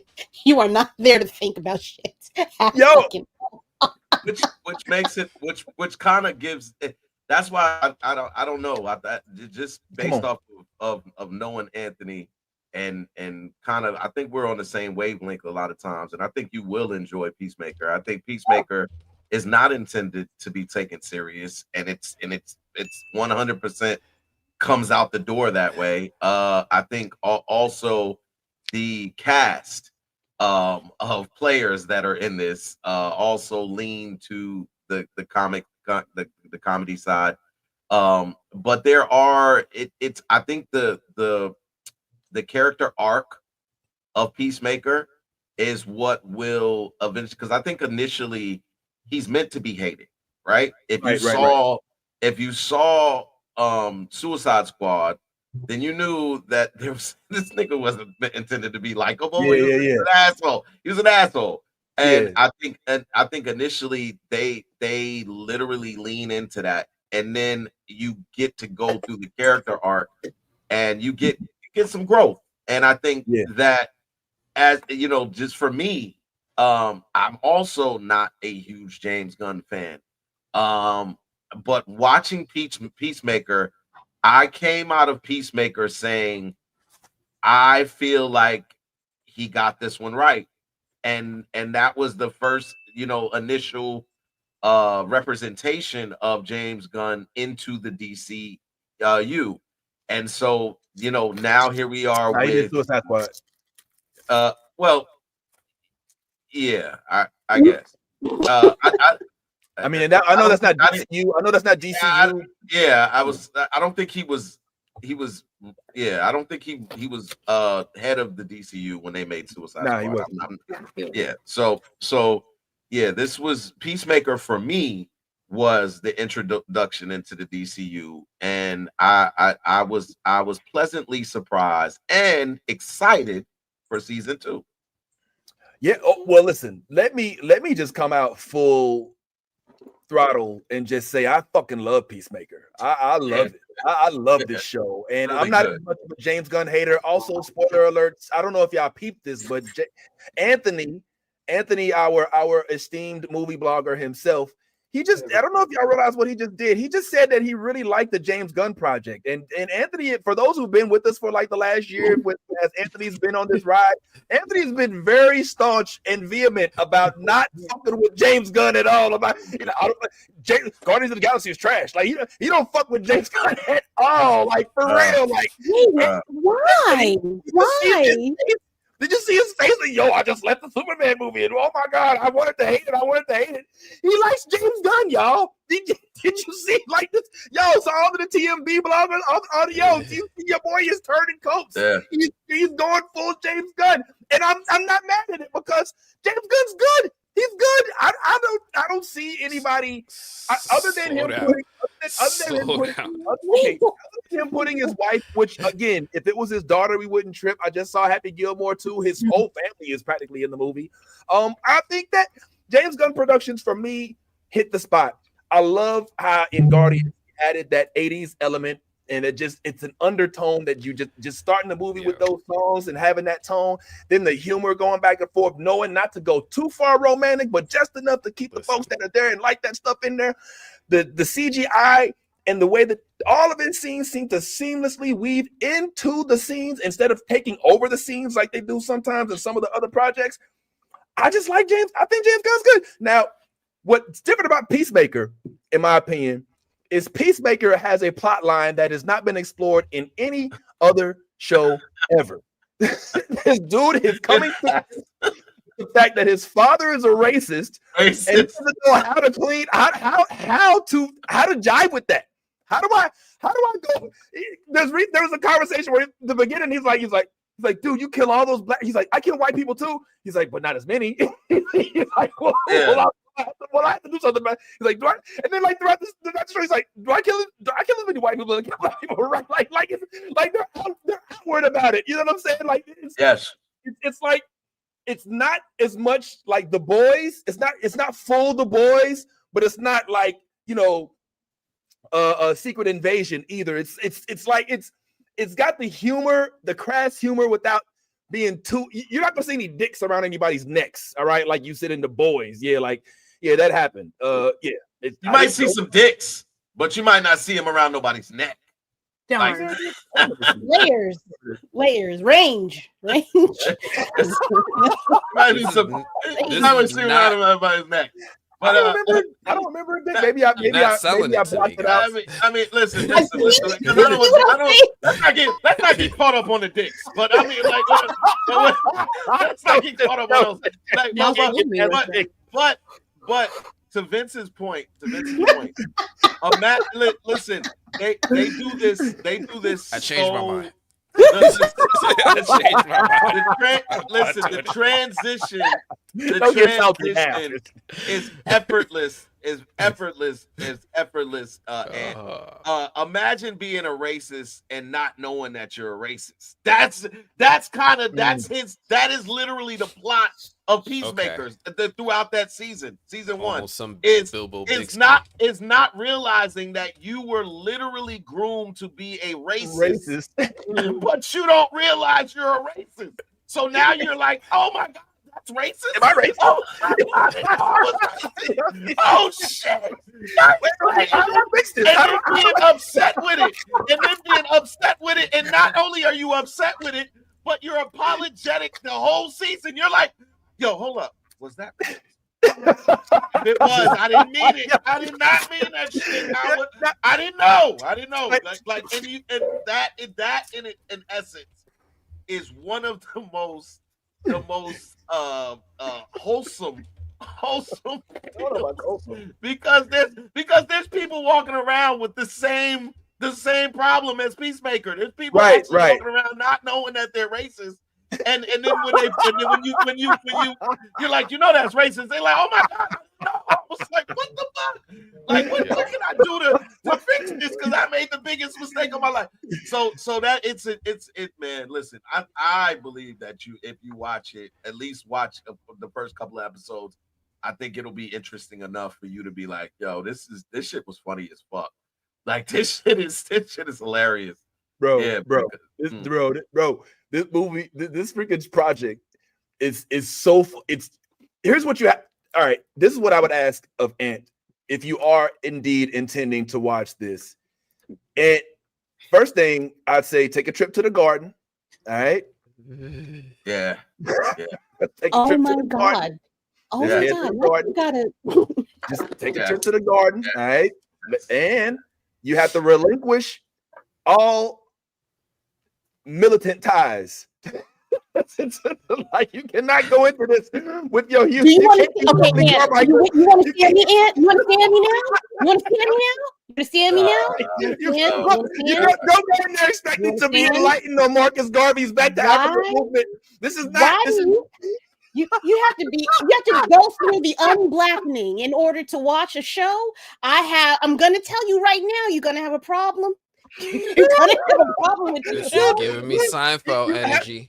This is giving me Seinfeld energy. You have to watch it from a comedic giving standpoint. Me Tropic Thunder energy. You got it. That is it. No, that is it. No, stop playing. Stop playing. Both of those movies that you just named did not have any lead black men. So or black women. So that is totally out of that. Robert Downey Jr. was black for half of it. He was no, but my point is, what the hell do you mean? You have what's her name? What's the one that runs the Suicide Squad? Amanda Waller. Amanda Waller. You have Amanda Waller. You have Amanda Waller's daughter. Playing lead one of the lead roles in the show. And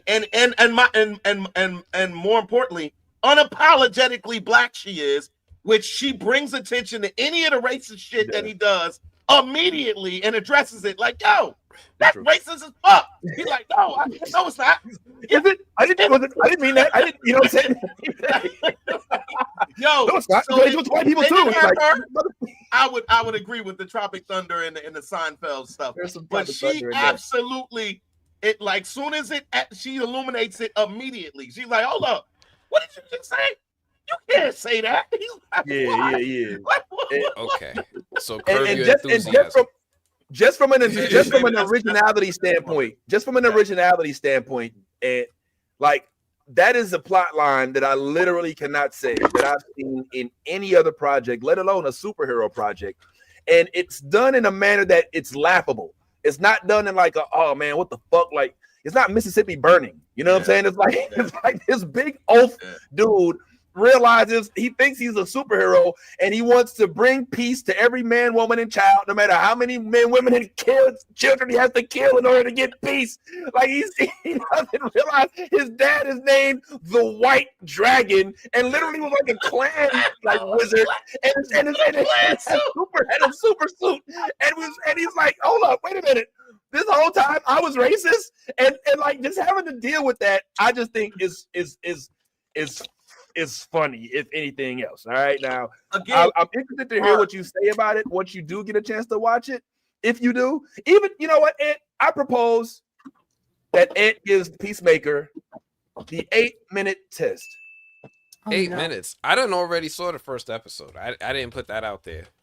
Okay. And when I saw the first episode, I got turned off from.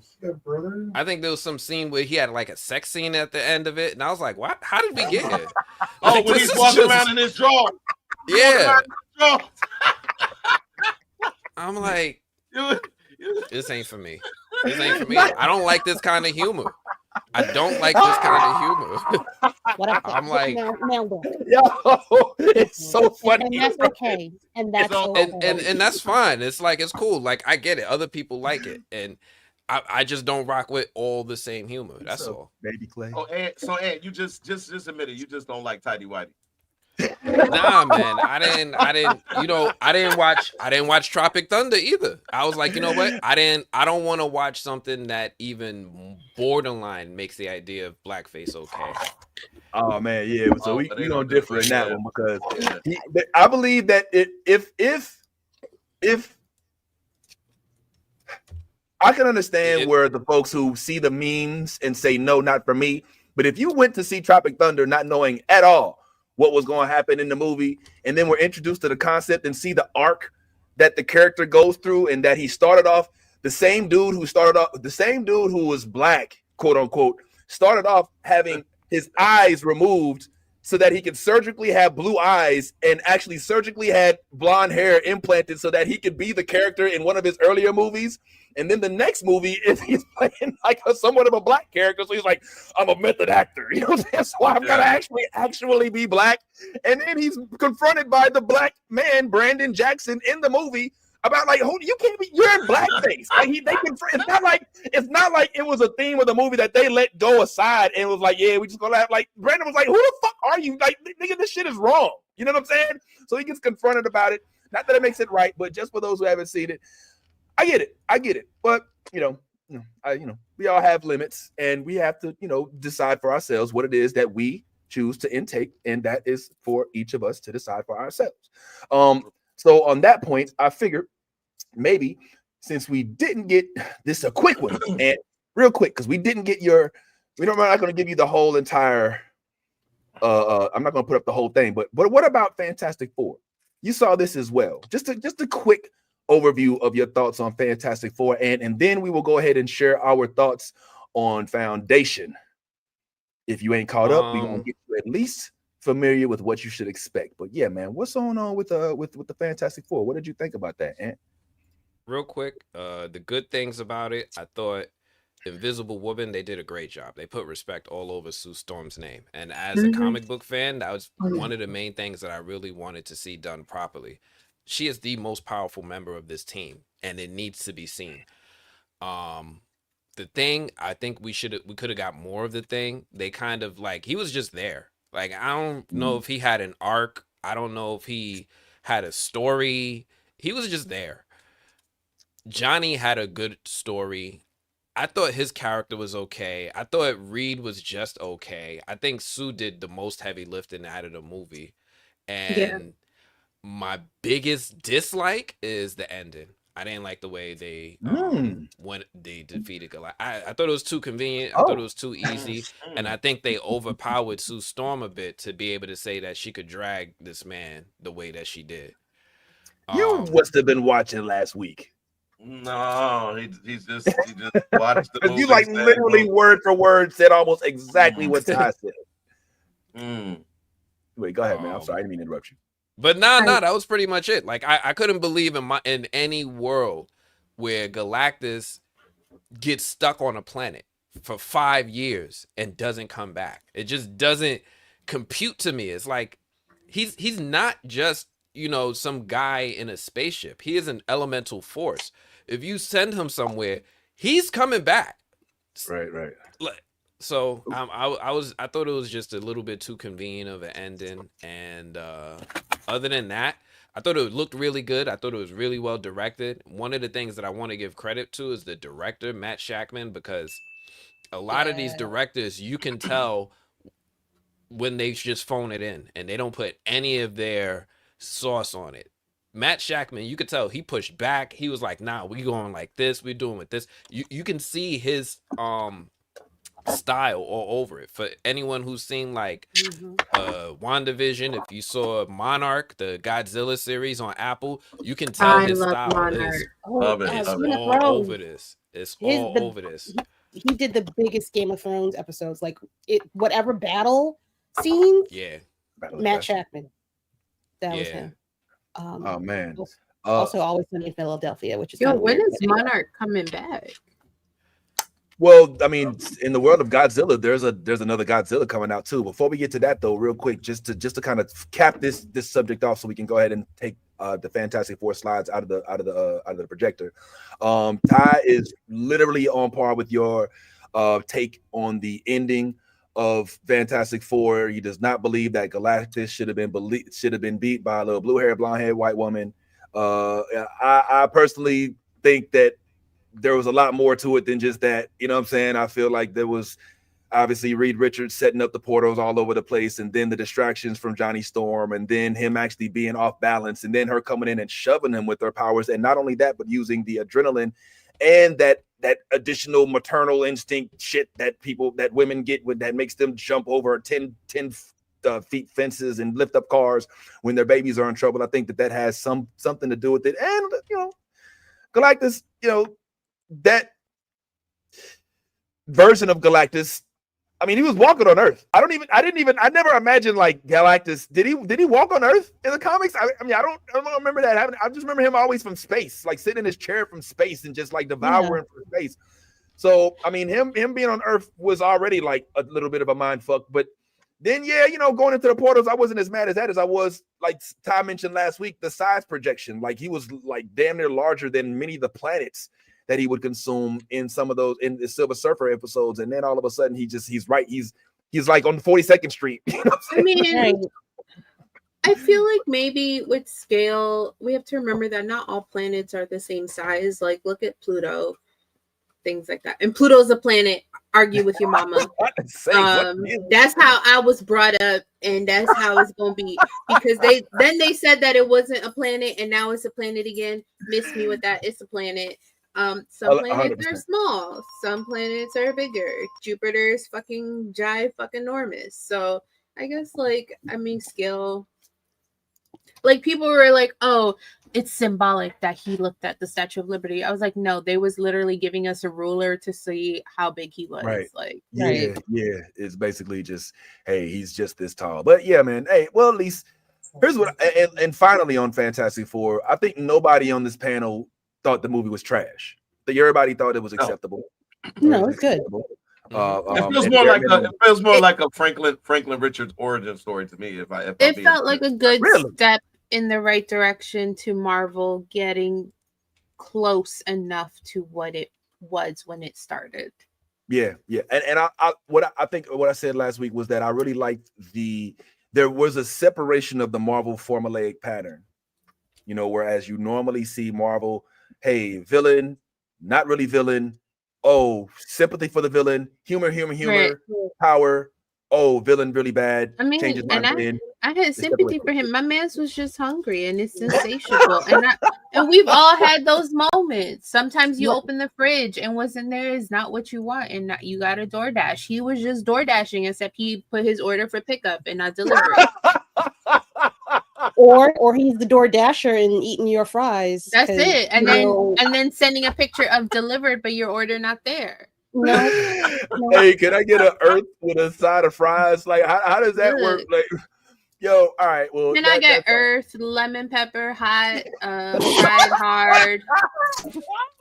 Hey, yo, side of fries. Can we talk about the fact that Reed and Sue put Franklin into a rotisserie chicken holder for him to eat.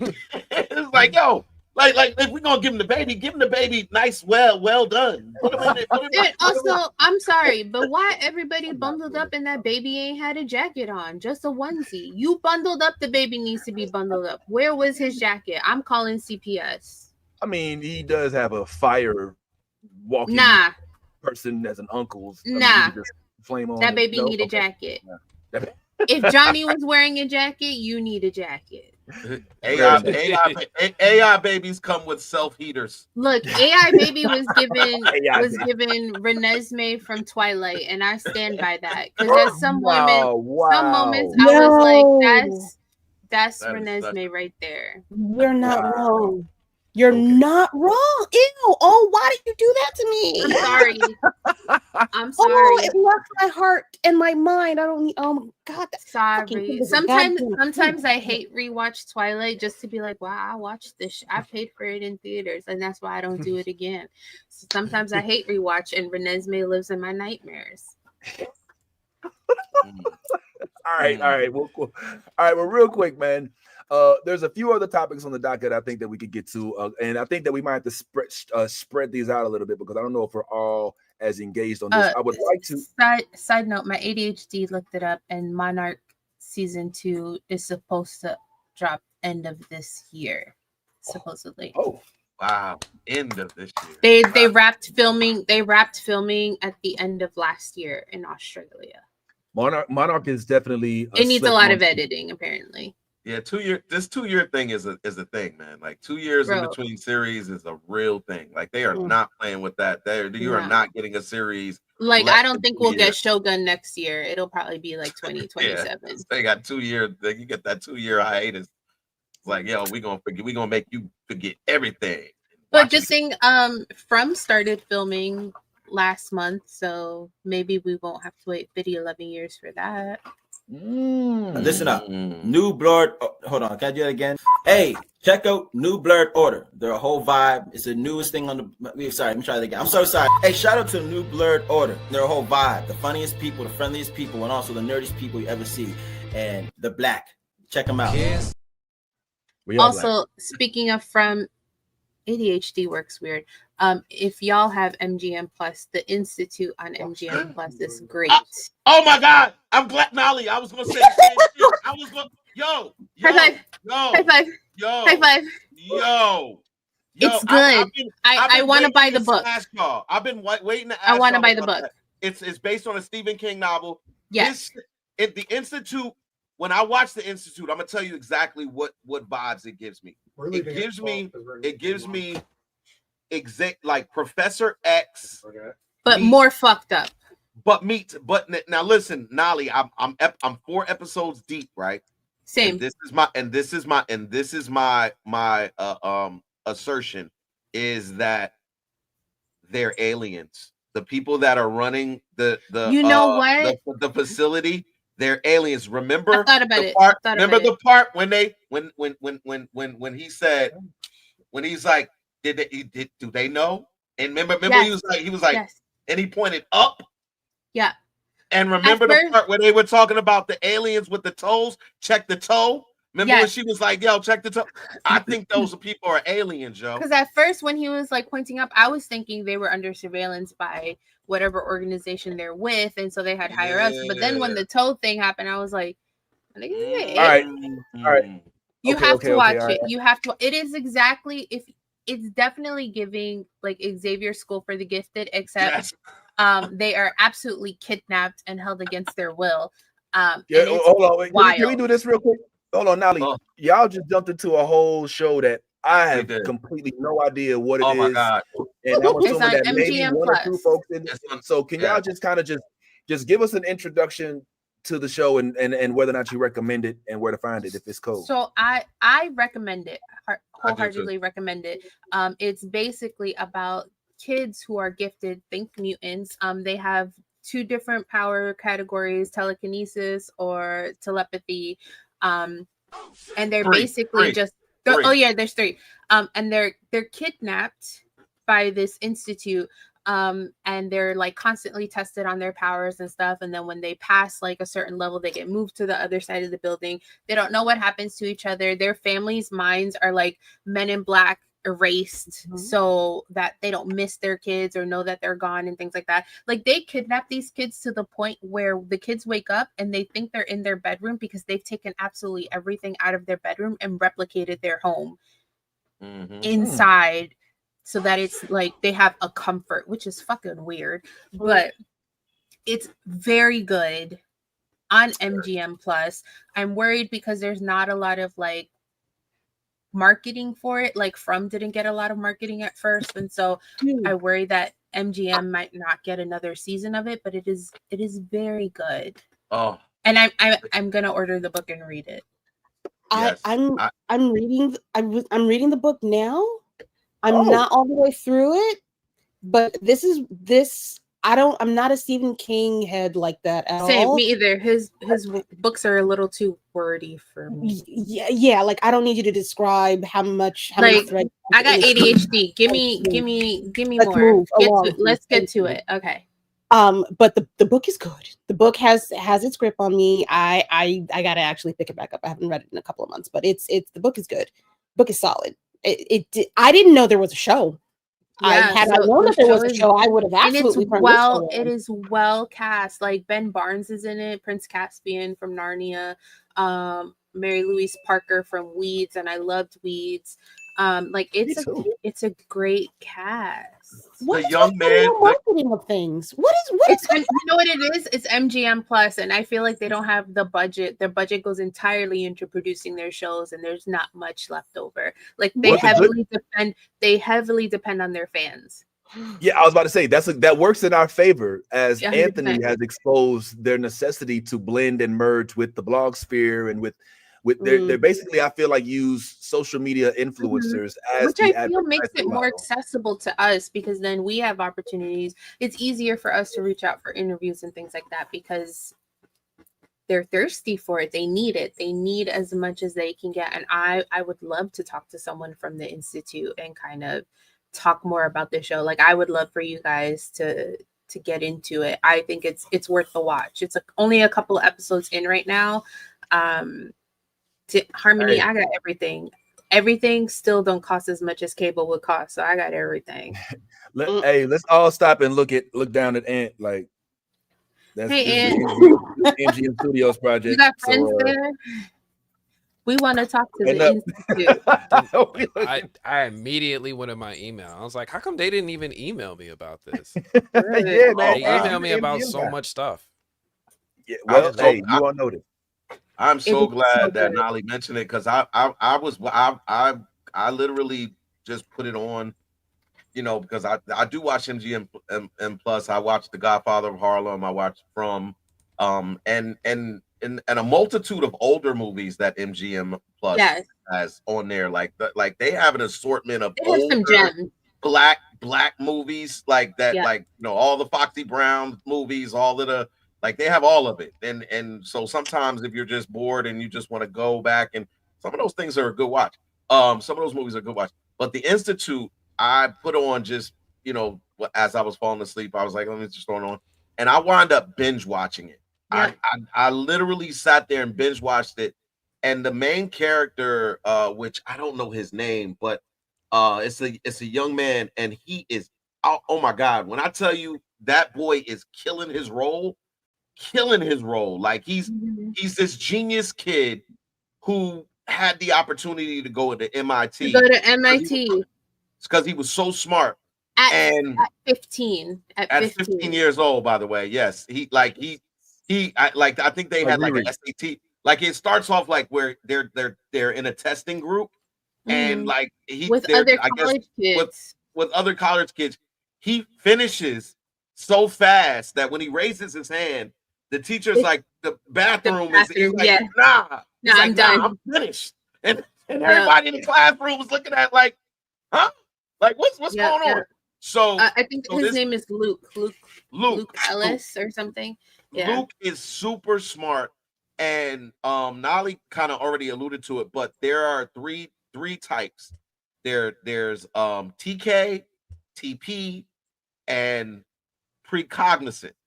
And the precogs are special individuals that have the all the abilities, the telepathy, the telekinesis, but also can see the future.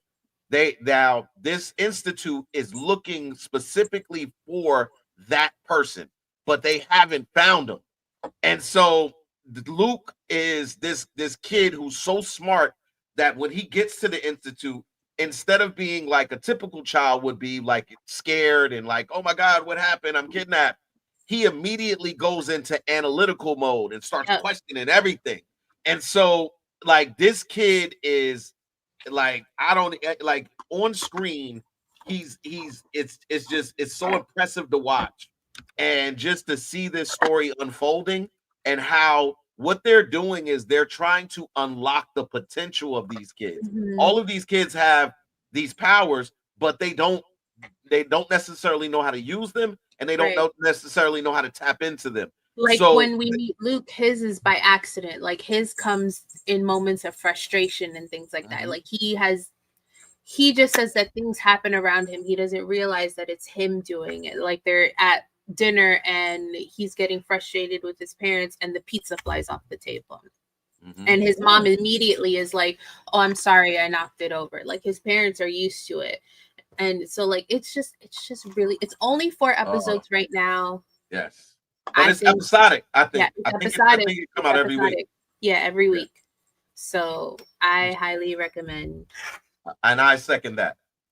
We need to make a segment where we can introduce new shows, so we can just put them in a basket, in a barrel, and we can unbow them during the show. I think that'd be a good idea. That'd be perfect for that.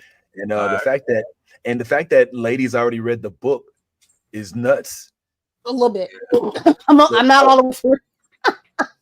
Okay. A little bit. Okay. So I'm going to make an executive decision, y'all. So don't just disregard the private chat. I know. Come out every Sunday, so tomorrow will be. Oh, a Sunday show. Oh shit. Yes. That's time, because without Apple or HBO Max having a Sunday show, it feels empty Sunday nights a little bit, right? So it's a good Sunday. That's when we watch it on Sundays. And will you watch? I would. I didn't even know about this show. Oh, and you love it. What? Will you watch? Yeah. As soon as I find a way to watch it. Oh yeah, and don't watch it unless you get it directly from MGM. I'm like, already emailing them. There's nothing in my inbox. It's already. You're gonna. I think you'll. And they use the same filter. They use the same filter as from. Yeah. The same exact filter. So when you watch it, you're gonna feel that same from type atmosphere energy. Like it gives that because you're still in the dark about. I mean, you know that they're grooming these kids, but you suspect what they're grooming them for, because by episode 4 you kind of are getting an understanding of what they're doing, because they kind of allude to certain things that happen in the show, and then it's like, okay, and Nolly, you know what I'm referring to. So but it's one of those shows that, like, it's dark, but it's also like it's also this like really deep, covert type deal going on. Like, yeah, like it's like that. So I'm like, you're guessing. You're guessing. It's like you're constantly guessing what's the bigger picture here. Like, what's the full story? Like, why take? Yeah, these kids have, but why take them? Why is the program built the way that it's built? Things like that. Yeah. But on that note, I got the world, quote unquote, to save the world. Unfortunately, Nolly's got to leave us for a little bit, man. So, Nolly, I will send you the link, and we bid thee adieu on the way out. Any words of wisdom? Thanks for the birthday wishes. Have a great, lovely weekend. Watch The Institute. Yay. Happy birthday! Happy birthday! It's of course we obviously we all happy birthday to you. Hey, all right. We may or may not have fucked that up. Thank you so much. I could see the cutest little text. I love him so much. Yeah, I know. Too. We don't do.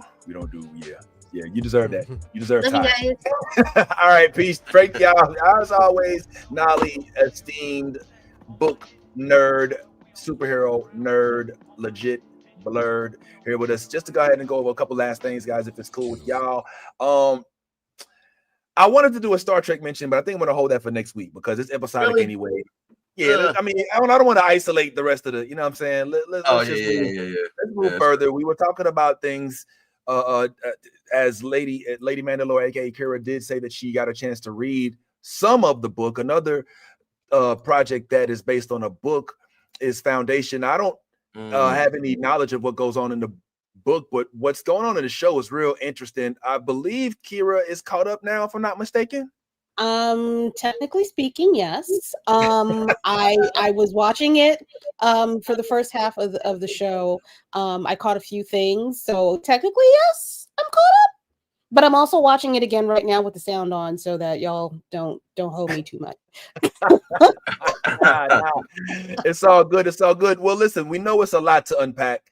So, I mean, for all who aren't in it, this isn't going to be us going through each and every episode. It's just to reiterate how dope of a show this is, because as we are in the middle of the season, we're assuming that in the next few weeks, we'll be presented with the finale. And hopefully by then we can discuss it. We also hope that, perhaps, when Ant does his lives, maybe we'll join him and we'll completely do a breakdown, because it's getting pretty big. With this dude, the mule, dude. Come on, man. This dude, the mule. Like, talk about Jedi powers being used for evil. Like, what? Like, just imagine you could make people do whatever the fuck you wanted them to. I don't think that they really explored the true evil potential behind his existence. Oh God! If they wanted to go there, like, they can make him make somebody do some old sexual shit. Some old evil shit. Some he can really go there. Jessica Drew. Remember Purple Man from Jessica Drew? Yo, yeah. Oh, that's him. I'm sorry, Jessica Jones. Jessica Jones. Oh. Jessica Jones. You talking about what's his David name? Tennant. That's not him. That's David Tennant. Kilgrave. Kilgrave. Yes. Kilgrave. Yo. That's exactly right. When they first started with the mule, we see the mule do that crazy stuff. He makes them all fight, but then he starts getting petty. Like, he starts showing up in people's houses, putting his feet up on the table, playing with their kids and shit. Like, that's when I'm like, yo, they're crossing lines. Anytime they take a show or a movie and they start taking little white girls and putting their lives in danger, I don't know why. I'd be like, now you're showing me a real villain, right? Like, nah, don't act like you wasn't thinking. When you saw that in Thunderbolts, when the little white girl got shadowed, you was like, oh, we went there? Like, don't do that to me.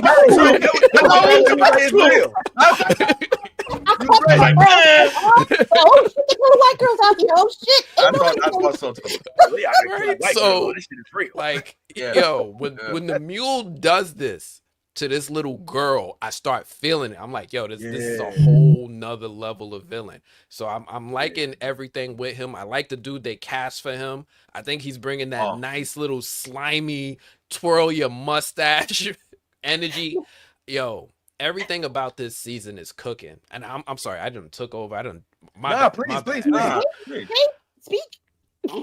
So like, everything about this season has been like, I haven't really gotten to talk about it. So, like, I haven't really done a live stream on it. So I haven't really gotten to talk about it. Everything about this season has been so good.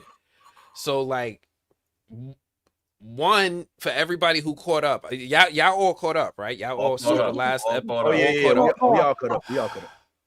Caught up. We find out.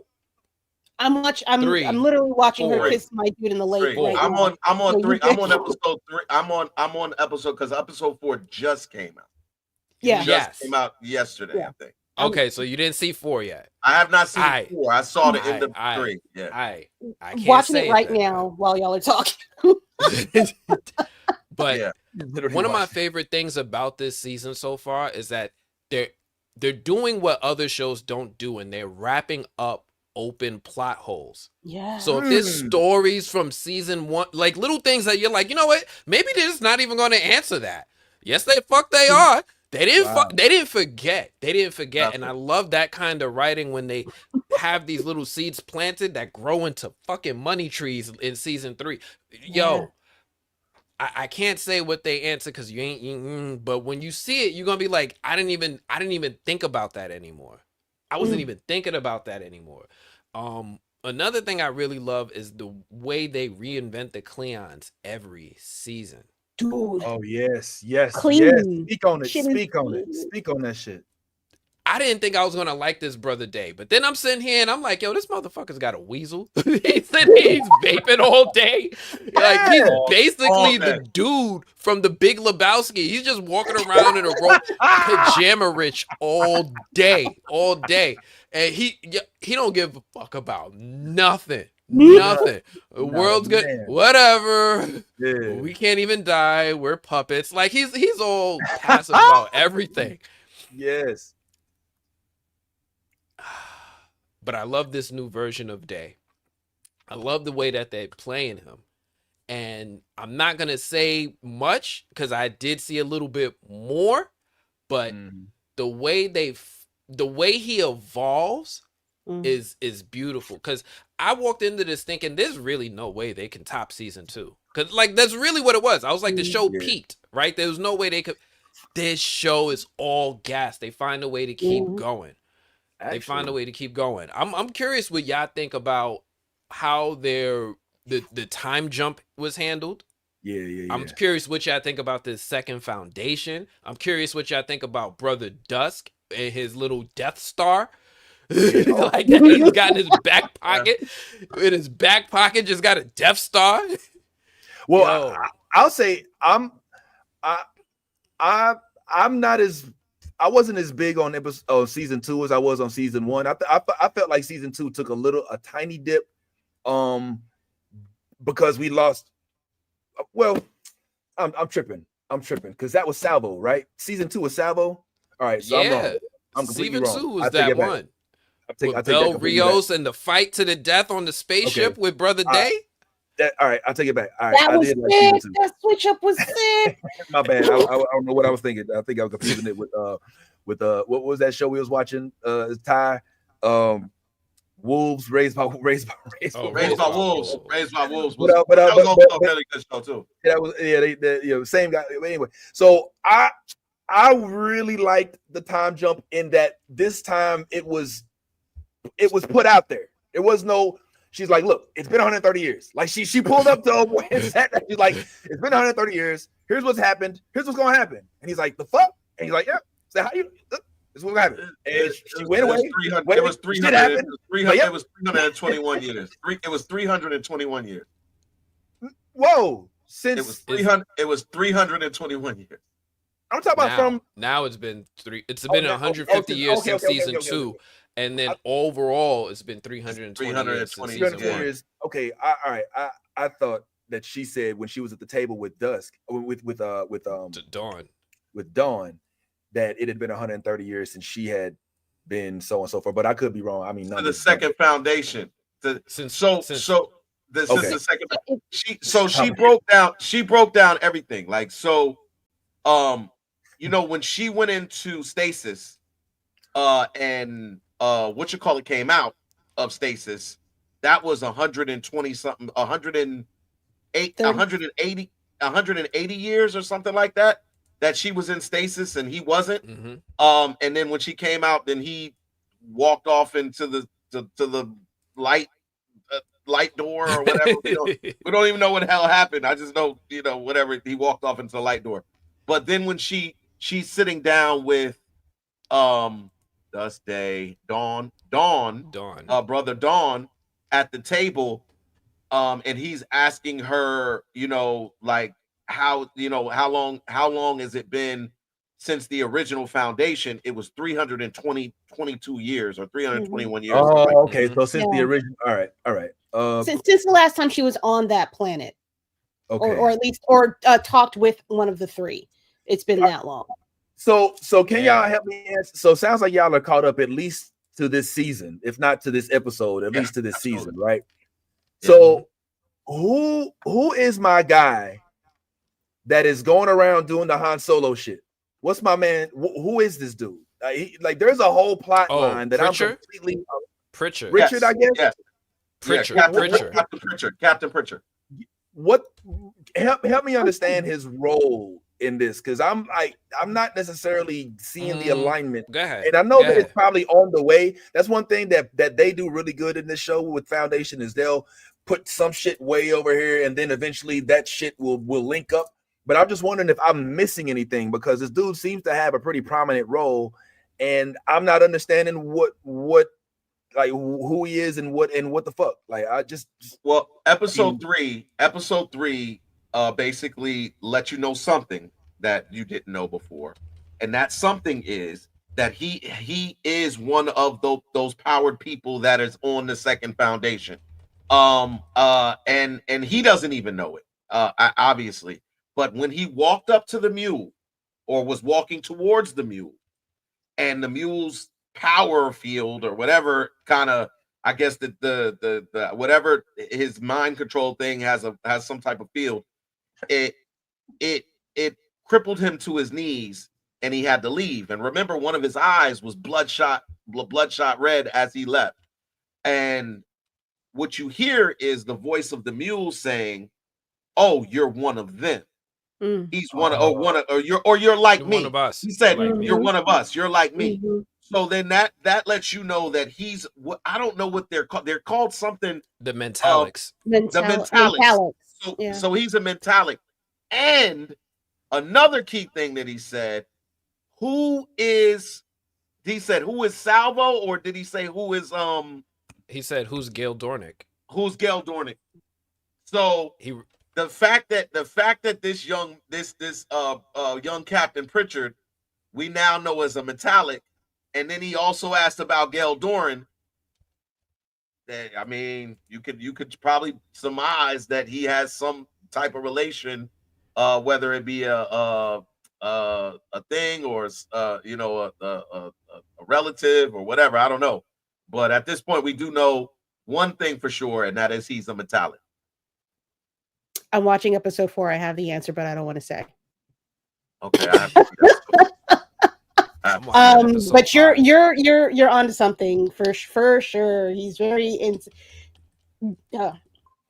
Yeah, you're right, Ty. He's very integral into this whole thing. I'm trying to figure out. You know what? I would say he's a war dog, similar to Eyes of Wakanda. He's one of them types. He's one of them types. Can I? I don't know how long baby boy long for this world though, because he doing some shit that's gonna get him in trouble. The only thing I'm confused about is whether or not I remember the mule saying that he needed to find Gail before she found him. Did he say that at some point? Because I think he knew about. I think he knew about her. In the time, and when she sees the future, he says that. So is he able? Here's where I'm fucked up. So because they had this interaction in this like future realm, is he able to? Because he was able to see her in the future, does he know about her? It's weird. No. It's weird. It feels like there's an overlap, but because she touched that part of the future, he knows to keep an eye out for her now. No, so this gets answered. It gets answered, but okay. I get you, because Foundation does this thing, and it did it all throughout season 2, where they don't really subscribe to linear. Like, everything is non-linear. Like, you'll see a scene, and then you'll see another scene, and you'll think that they just happened, right? No, this might be 2 years apart in the storytelling. So season 3 kind of has us on guard for that, and I get that. With him, I think it's really, he just was reading Pritchard's mind, and that's how he first learns about Gail. Gail can see the future, so she knows what's coming. But now he's like, yo, who is Gail Dornick? Should I know about this? First off, who are you to have defenses against me? Because he wasn't expecting that, right? Like, Pritchard was like, what? You're like me. Then he ran away, and then he wants to know who's this Gail Dornick that you're obsessing over. So I think that's where he learns about her. Okay. Or starts or gets that flash to start to get interested in her. Okay, I get that. So all right, let me make sure I'm on the right track here. Okay, so Gail has basically started to become, after the tutelage of Harry, the new person who can predict, because she can do the little thing with the she's like being groomed to be the new person to kind of keep the timeline going based on the little artifact to lead the foundation. To lead the foundation. Now that in this season we've learned that there's an additional foundation. All right, the second foundation. I think they started that with that other chick in the second season. Like as soon as they got rid of old girl that was manipulating everybody, the Mentalos. As soon as they got to the Mentalos, that basically was the beginning. The lady with the black lady with the who was Helen Bond. Helen Bond. Okay. That lady. Okay. All right. So now we're at that part, because I remember this part distinctly in season 2. She had that dream where she saw the mule, right? Where they were in the fiery city and shit was fucked up, and it was like, oh shit. And that was when she was like, okay, shit is real. Now fast forward a bunch of, which is a good question. Harmony asked the question, how do they gotta pee after they've been on ice like that? Biologically, you definitely want to, unload some stuff before you hop in that chamber. If you are frozen, technically, when you jump out, you should. This is me. I'm a bio nerd. Sorry. As soon as you jump, your shit, literally and figuratively, should not be moving. So you should jump out at the same point as when you jump in, if that makes sense. You're not metabolizing anything. Your cells aren't dividing. You're in stasis. Nothing should be. You're on pause. Wow. In theory. I was not expecting a real ass, like she went full Dr. Spock on y'all ass. Appreciate that. I guess that will go for everything else organically, right? So just assume that. We'll let you know after our first stasis trip, Harmony. We've yet to have any dealings with stasis in this real life. You know what I'm saying? Like next thing you know, she's gonna ask, what size batteries do lifesavers take? Like, this is not real. This shit is fake. It's fiction. It's not, I'm not talking about yours. And I know that you got. I know, lady. I know you was like, well, actually, if you look, you'll see that they take these lithium batteries. I probably can't. I can't do that well. I'm still confused about who the dude is. Have y'all broken that down for me yet? We don't have to do it right now because it feels too complex. But do you know who he is? Because it don't sound like y'all do. It sound you. Oh, you do. I know who he is. So they you gotta watch. You gotta watch. We gotta watch 4 and 5. You gotta watch 4 and 5. Okay. What Four. Okay, that's the next one. That's the next one. That's this one. That's this week. All right, cool. So we'll check that out. And yo, chat, if y'all could, man, it'd be dope if y'all watched it as well, so that we can come and chat on it, and y'all will be in the know as well. We'll be looking forward to whenever Ant has a chance, or whenever anybody else, even Lady Mandalore, whenever y'all do a live or something, like if you want to chat on this, man, we'll go ahead and we'll pull up on that as well. We ain't just about Saturdays. We trying to expand a little something, so we'll see what's going on. But like I said, this was based on a book. Speaking of books, before we speak a little bit about Star Trek and then maybe delve back into Eyes of Wakanda before we leave, since we've already passed the 2-hour mark, I thought if it was okay with y'all that if you wouldn't mind, you'd allow me to share with you a book that I recently purchased and something that I think that perhaps y'all might dig. All right. Is that okay, chat? Is that cool, chat? Damn, I did that wrong. Let me try that again, man. This is supposed to be gone when this came back up. Okay, there we go. Yeah. Is that cool, chat? So, hey, chat, we're just going to go ahead and call this story time. I just thought of that. I need to think of a better name. I'm just going to introduce you to a book. I'm not a real heavy on the book. This is so funny, Vince. This is so. I'm just before you do this. I just want to say how funny this is, because for those who watch our stand-up sports bar, Vince, I think last year, or maybe it was earlier this year, made a joke about AJ Brown. Because AJ Brown brings the book on the sideline of all his games. And Vince said, Okay. So you read. We don't care. Like, yo, that's not comparable. Doing the same thing. This is not the same thing as me. Okay, I'm not reading. This is a show we talk about nerd shit. This is not me in the middle of a football game. That's a playoff game. Reading a book while I'm on the sideline with football gear on. They're incomparable, man. Come on, give me a break. Listen, I mean, but yeah, it was a little bit of it. There was a little bit of, hey, look at me, I read books. And since we are reading a book, motherfucker, let me go ahead and just give y'all my little time. I think y'all will like my book. And even if Ty hates, I want to introduce you to it. It is called Jesus Hates Zombies. Oh, you can't see it because the light was on a certain way. All right. So Jesus Hates Zombies is the name of the book. You're gonna love it. Let me tell you more about it. Let's bring everybody in. All righty. So, oh my God. First page. Jesus was the first zombie. The first famous one, at least. The way I see it, Jesus Christ pulled a few nifty tricks in his time, turned water into booze, walked across the sea, for starters, but saved the very best for last. He died, then came back. That makes him a zombie, right? Thing is, he never felt the urge to devour brains, nor did he suffer from necrosis of the flesh. In fact, my Roman Catholic upbringing suggests that Jesus was quite the gentleman second time around. Looked rather dashing, too. But the subsequent, more notorious flock of the undead sabotaged his image, shed all hint of intellect, and developed an insatiable appetite for the living. No wonder Jesus hates zombies. And I'm going to skip forward. Because if you like me, you also thinking, well, damn, I guess Jesus, Lazarus, zombies? That's exactly what we think when we think of Jesus. I mean, that's a different take.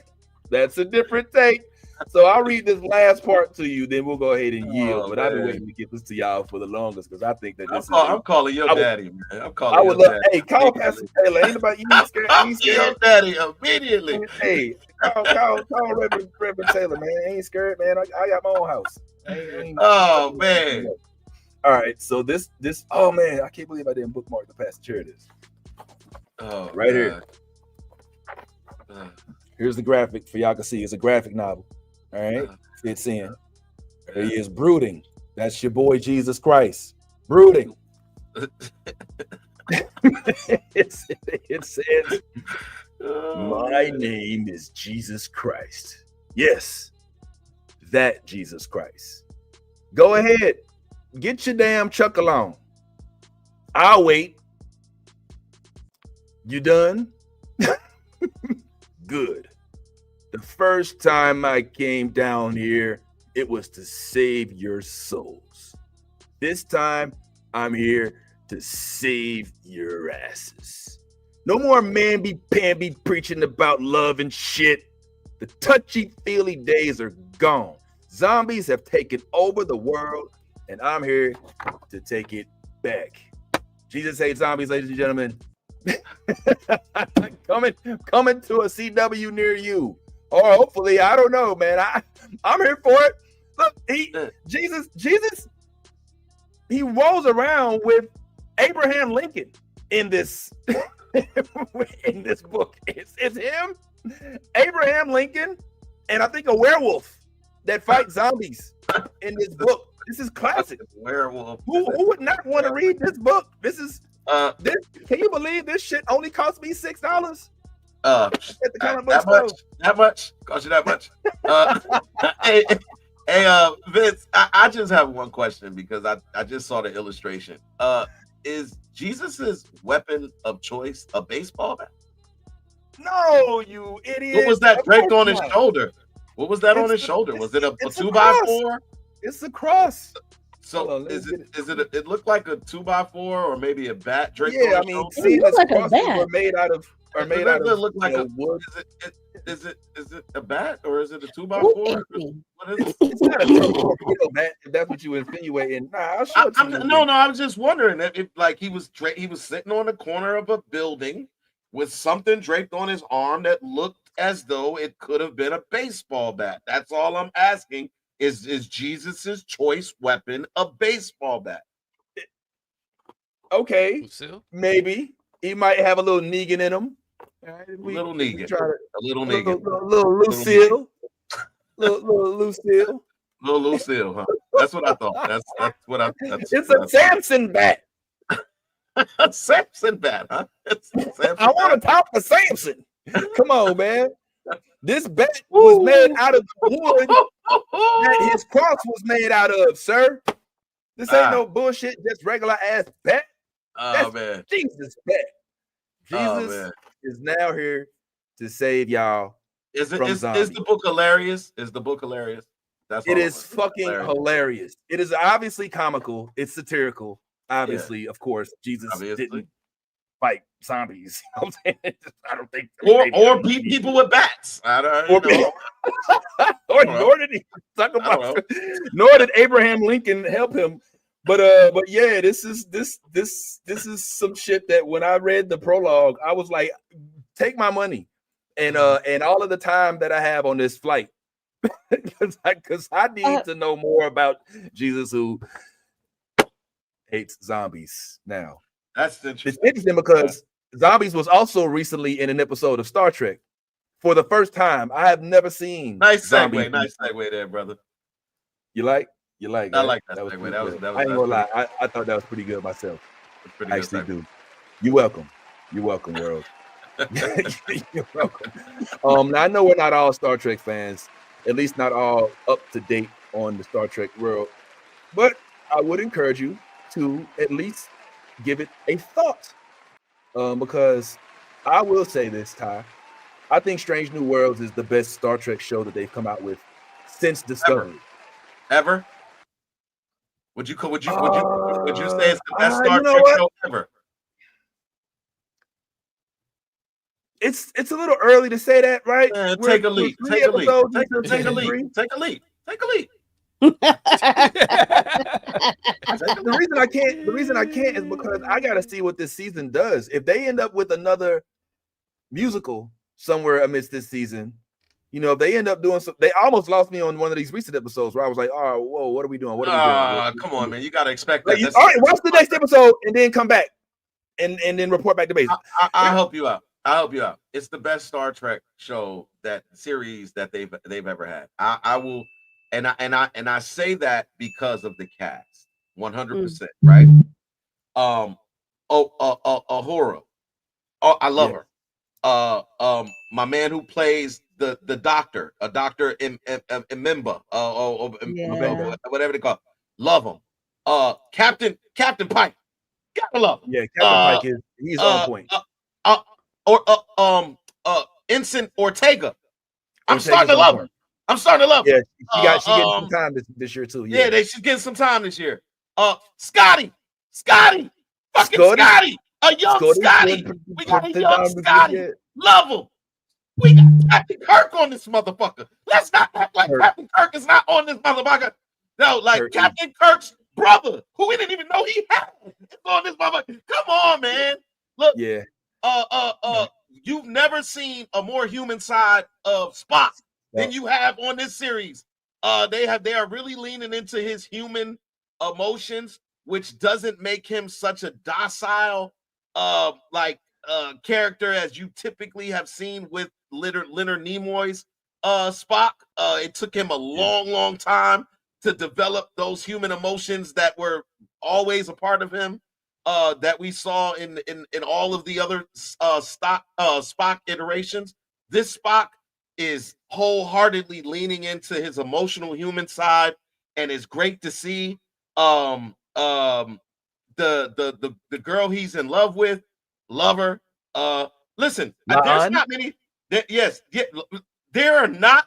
really no one on this show as far as the cast goes that I don't like. I like everybody. Everybody is playing their role. They're playing their part to the best of their ability.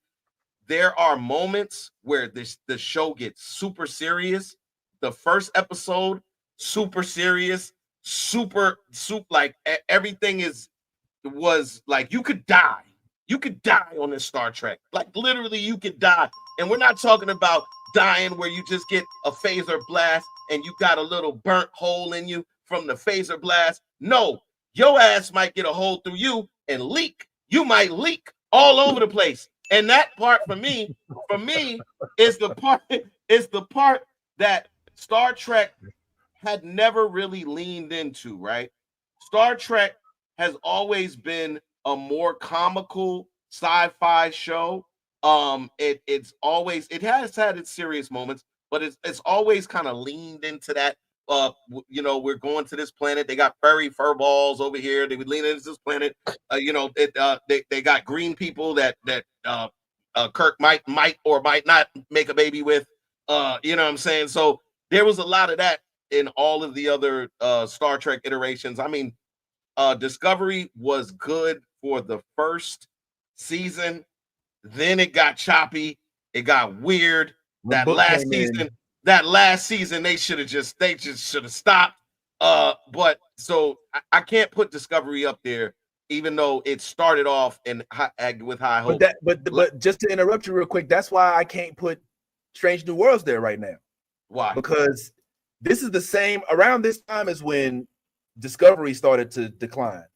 Now, fortunately, I'm not seeing signs of that happening with Strange New Worlds, and we already know that they've only been renewed for 2 seasons. So the finale of this series will be season 5. But, and I'm waiting to hear from you on this next episode, because I do believe that they have successfully, as of now, after this most recent episode, ushered in a successor for the show, if one happens to happen, which I believe will be called probably The Final Frontier, which was also a Star Trek movie. The 5th movie was Final Frontier.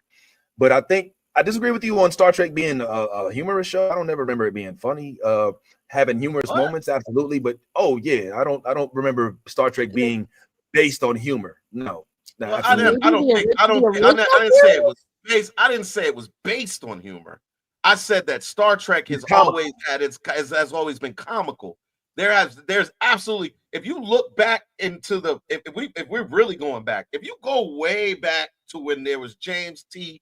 Kirk with played by William Shatner, man, come on, man. There was so many little episodes where they would go to all of these foreign planets and it would be some weird shit going on, and it'd be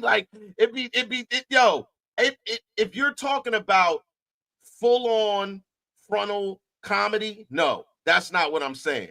What I'm saying is a lot of shit that you would be like, come on, man. That's dope. Here's the thing. The reason I'm saying that is because, obviously Orville was a comedic take at space travel, right? Yes. Seth MacFarlane, and they did it well. Actually, frankly, like I said, they did some things better than Star Trek. But with Star Trek, the reason why I think you would look at it comically is because you and I both were not around for the origin of Star Trek, because it came out in the 50s, right? It was black and white. So we saw it after it was current. It was no. I saw the black and white.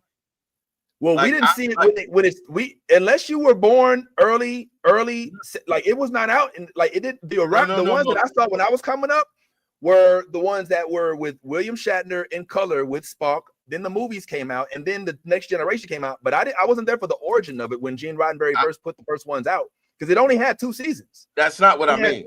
What I'm saying is I was alive to see the black and white versions of Star Trek.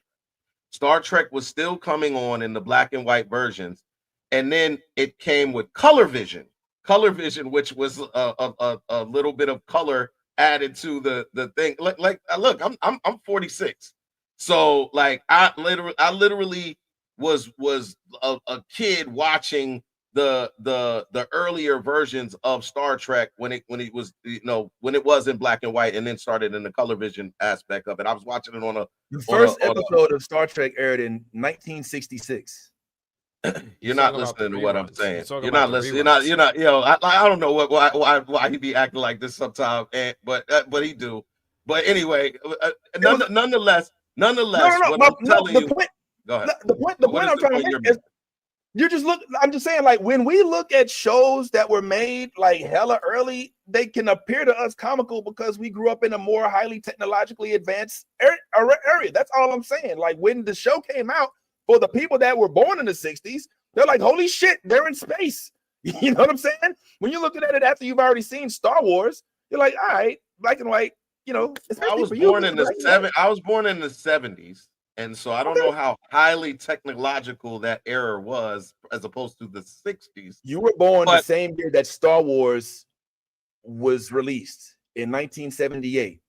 Okay? That is a color film. And you're saying you watched the original Star Trek and it was comical. My point is, we're in the same era. We were, you know what? Yeah, but you're surmising that I'm saying that it was comical because it was in black and white. And I'm telling you, no. That a lot of the shows that I watched as a kid were in black and white. I watched Westerns that were all in black and white. I watched a lot of stuff that was in black and white because although we were in the era of color in the 70s, it had just been transition from black and white to color around in the 70s. So a lot of the shows that you still saw in the 70s were in black and white, even though color television, because a lot of people in the 70s didn't own a color television, is what I'm saying. Just because it's like this, if in the 70s a color TV came out, it would be the highest priced item of just like it would be like now, like OLED, like each year, each transition of TVs goes up. So now it like last thing it was OLED. Now there's another version of the TV that is supposed to be even more clear than the OLED things like that. But what I'm saying is, when a new thing comes out, it becomes very, very expensive when it initially comes out. And then something else comes out, it's not as expensive. What I'm saying, in the 70s, a lot of people, especially in my household, we didn't own a color TV.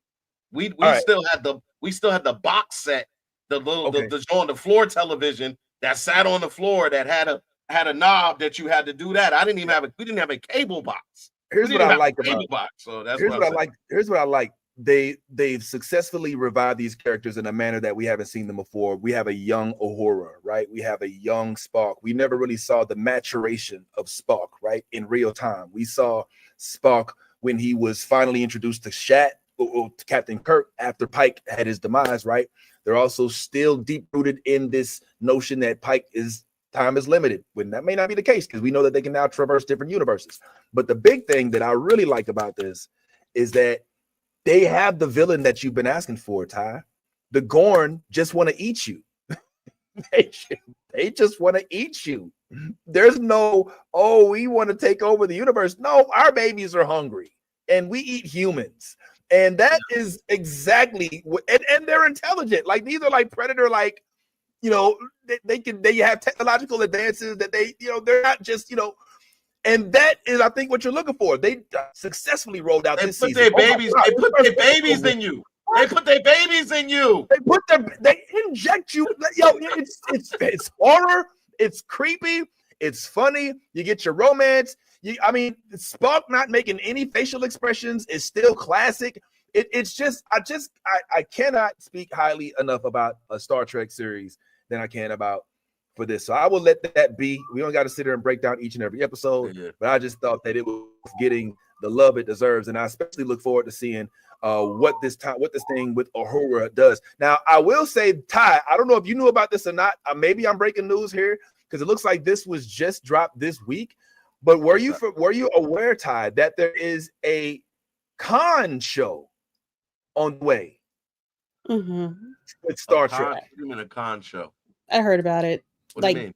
Con from Star Trek number 2. Rathacon? Yeah. Yes, Khan. Yes, who killed Captain Kirk's son? Khan. The superhuman, the dude, because right now we have a what they call it? Old girl, the second in command on Star Trek on right now. The girl who's played by Jessica Romaine, whatever. Yes.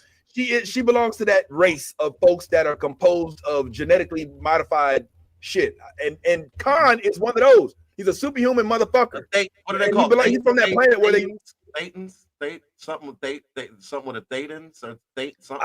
I don't know if that's it or not. Somebody, if there's any trekkers out there, let me know. But this is something else. And this is a villain's point of view, shall we say, to an extent. Tuvok is in this shit. He's coming Holy back? shit. Yeah, isn't Tuvok is the Black Vulcan. Wait, how's that? From Voyager. Yes.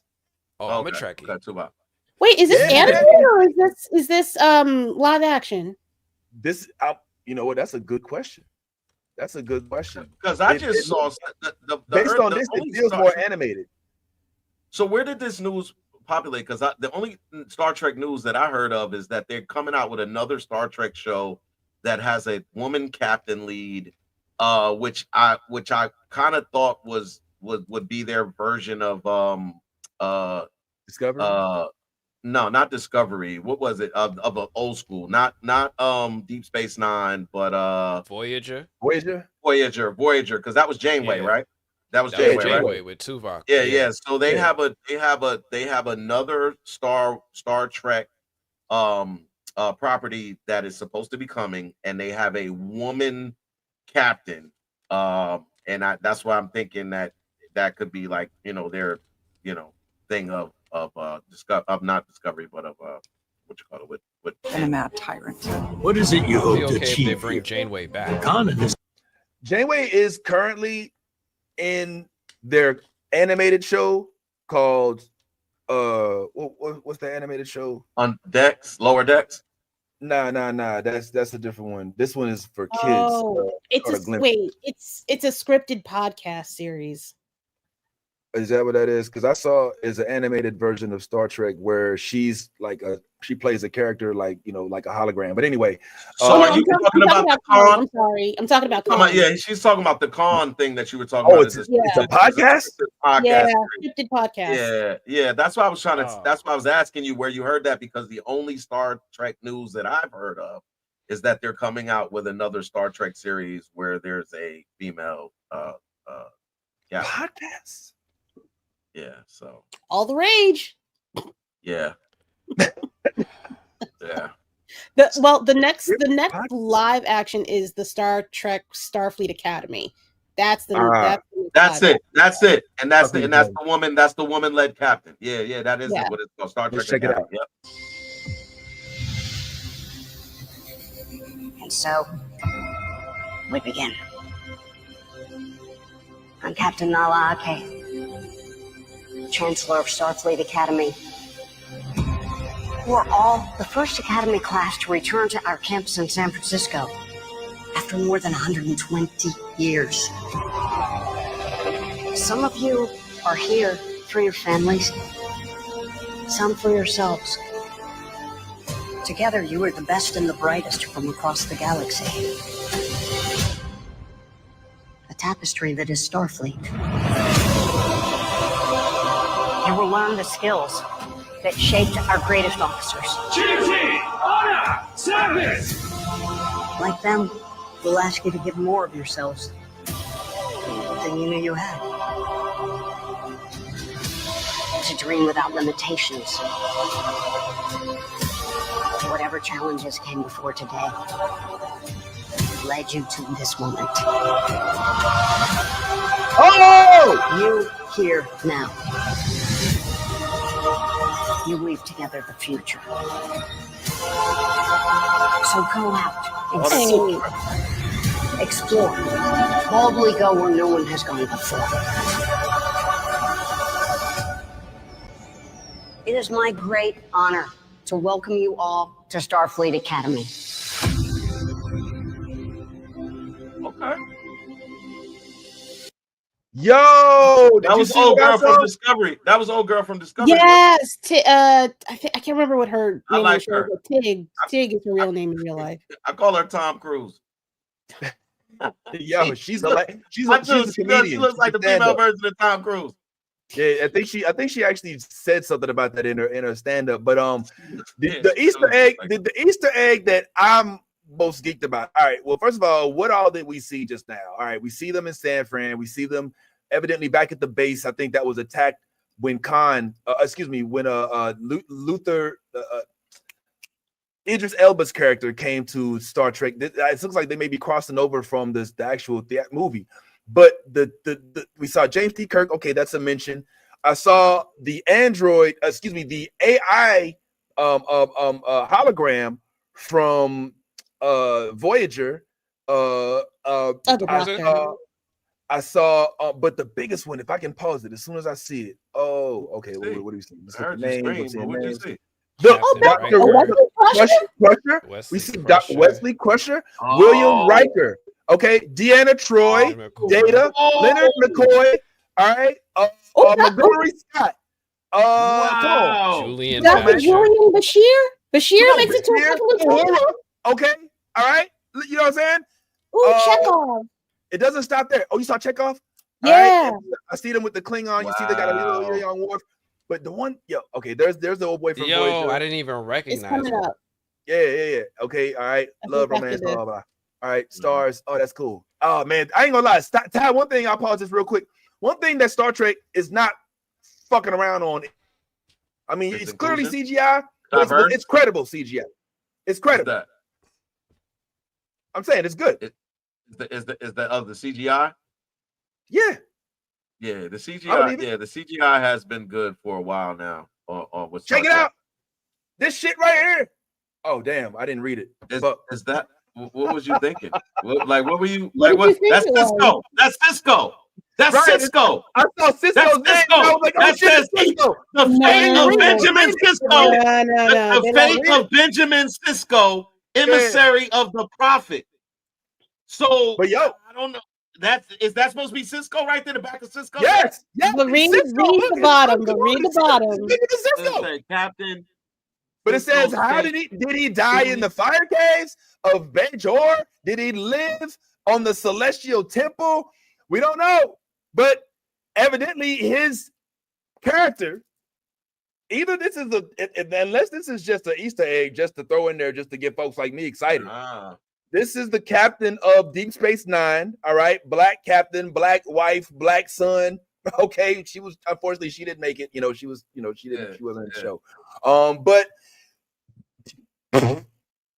so this feels like a hub. Look at his head. That's his head.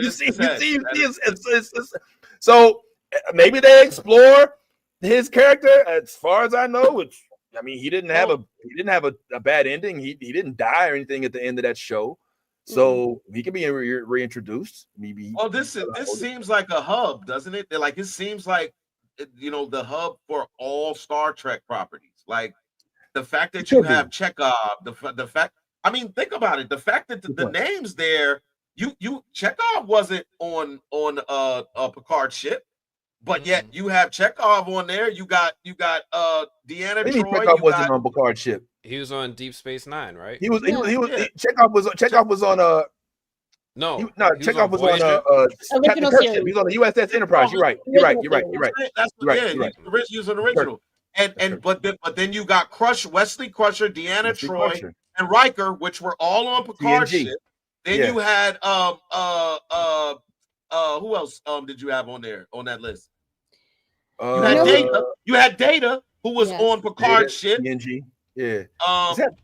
Then you got Cisco, who's Deep Space Nine. So there in itself, you got 3 different Star Trek properties right there alone, by themselves. So this sounds like a hub for all of them. What's crazy is that they left off Picard's name because they're going by what he did in the Picard series. He got booted out of Starfleet. That's crazy. That's still crazy that they booted that. I'm invested. I kind of want to see where this goes, even though it's kind of a prequel-ish feeling to it. I'm curious to see where these kids go. That's a really good point too. And I also wonder if Picard's name wasn't up there because Picard might not be dead. He didn't die in the last one. No, did you not hear what I said? I said his name is probably not up there because Picard may not be dead. Wait, but that's the timeline.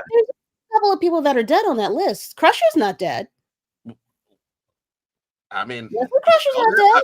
I mean, Deanna Troy's not dead. That wasn't hold up. That was a memorial, was it not? I think. Yeah, hold on, Kira.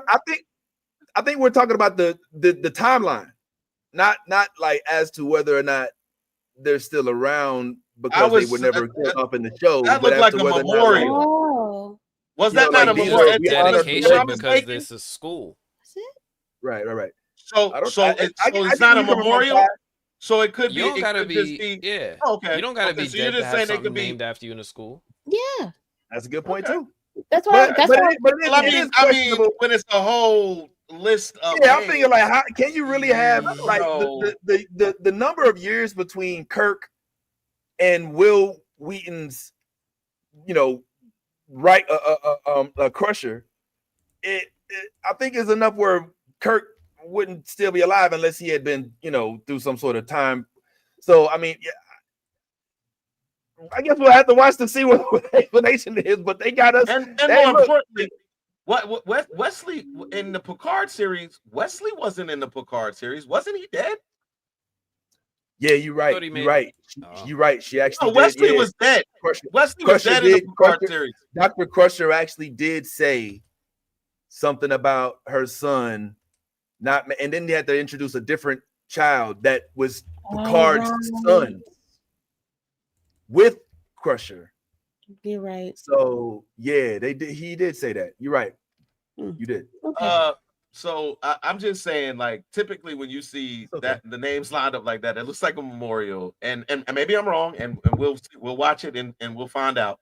But the biggest thing that I'm saying, whether it's a memorial or not, is that the names that are included on that list of names are a myriad of different projects. So we have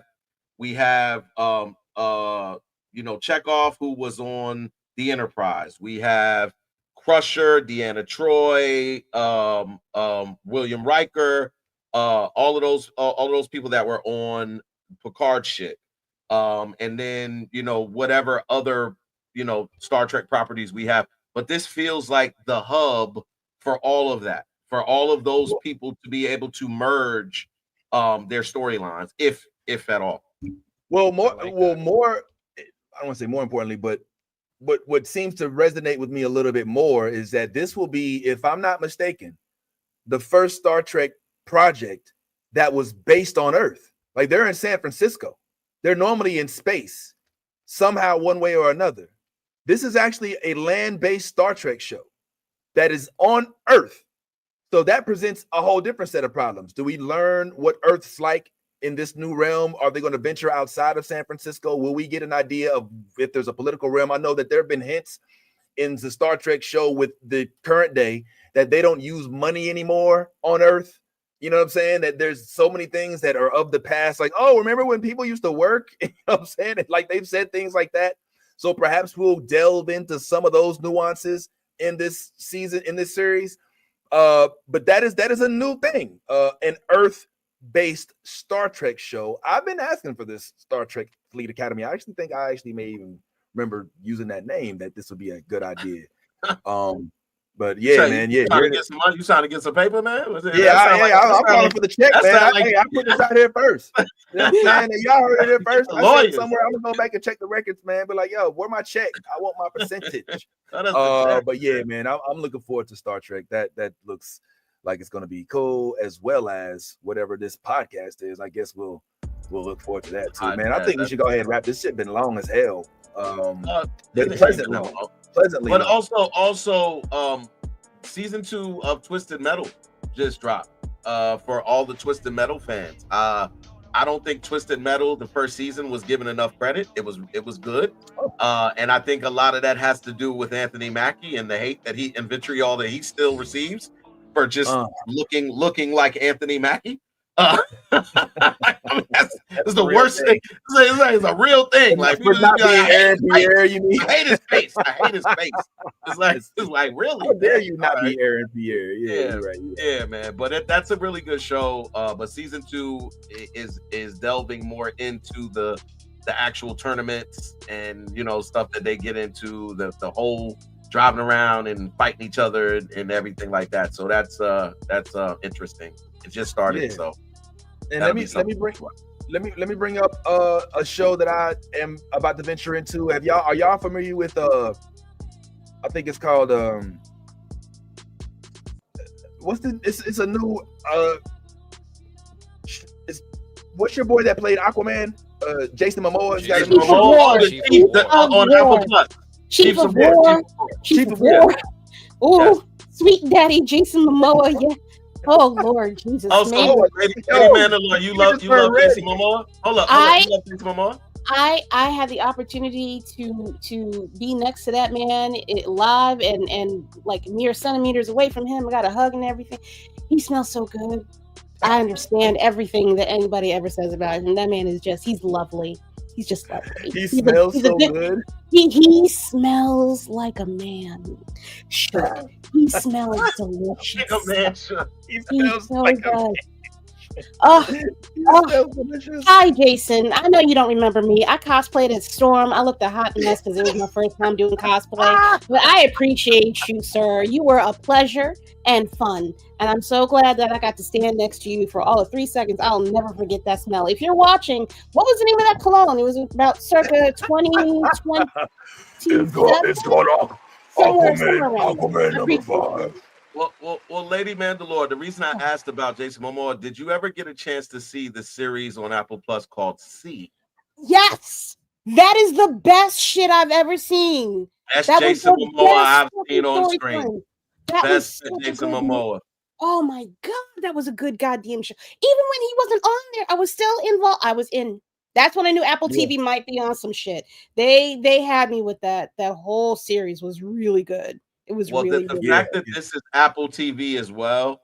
I really feel as though this is going to give very C vibes, because of what he was able to accomplish in C. Like Vince will tell you, when C came out, I was definitely championing that show, because I had never seen Jason Momoa act so well.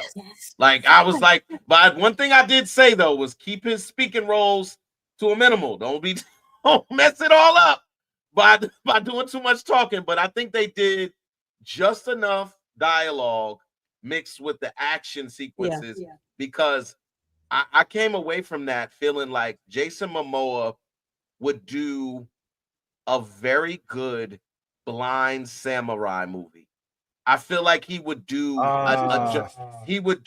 I'm serious. Like after seeing C, like, and seeing how he acts in that, I feel like that would be an ideal niche for him to be in. Is something like that as a blind samurai movie. He said he legit could not see on set. Like he freaked out doing that shit. Kind of like when Jamie Foxx did Ray.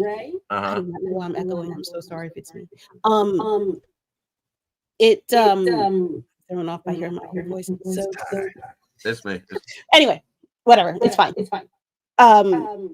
Yeah, no, he really could not see on the show. When you put the contacts in, I had to do that for Storm. Don't recommend it. 0 stars. Don't do it. I did it. I played the Watcher, Owatu. And I mean, I even when I cosplayed as Jamie Foxx's Electro, and I had the blue-eyed joints in. It's nothing to be fucked with. You're not supposed to have them in for a couple hours, but you at the whole con all 8 hours like a dumbass. You take them out, your eyes red as fuck. Yeah, that shit ain't nothing for the do. But I'm wondering, hey, so lady, I know you really like Jason Momoa. Do you like him just as much without the facial hair? Okay, let's talk. Let's talk about this for just a moment. Okay? Don't ever do this again. I know you did it for a role. I've seen you without your beard before, and I accepted it. I remember when you were on oh my god, oh god, what the fuck is the name of that show? Not Aquaman. What the fuck is the name of the show? When he was in the ocean, Stargate. When he was on the Stargate, I it's a recall, baby. I got you. But this They clowning you in these streets. They calling you Josh Brolin, baby. What? I don't care. I see the man underneath all of the hair, and I still love him. It's fine.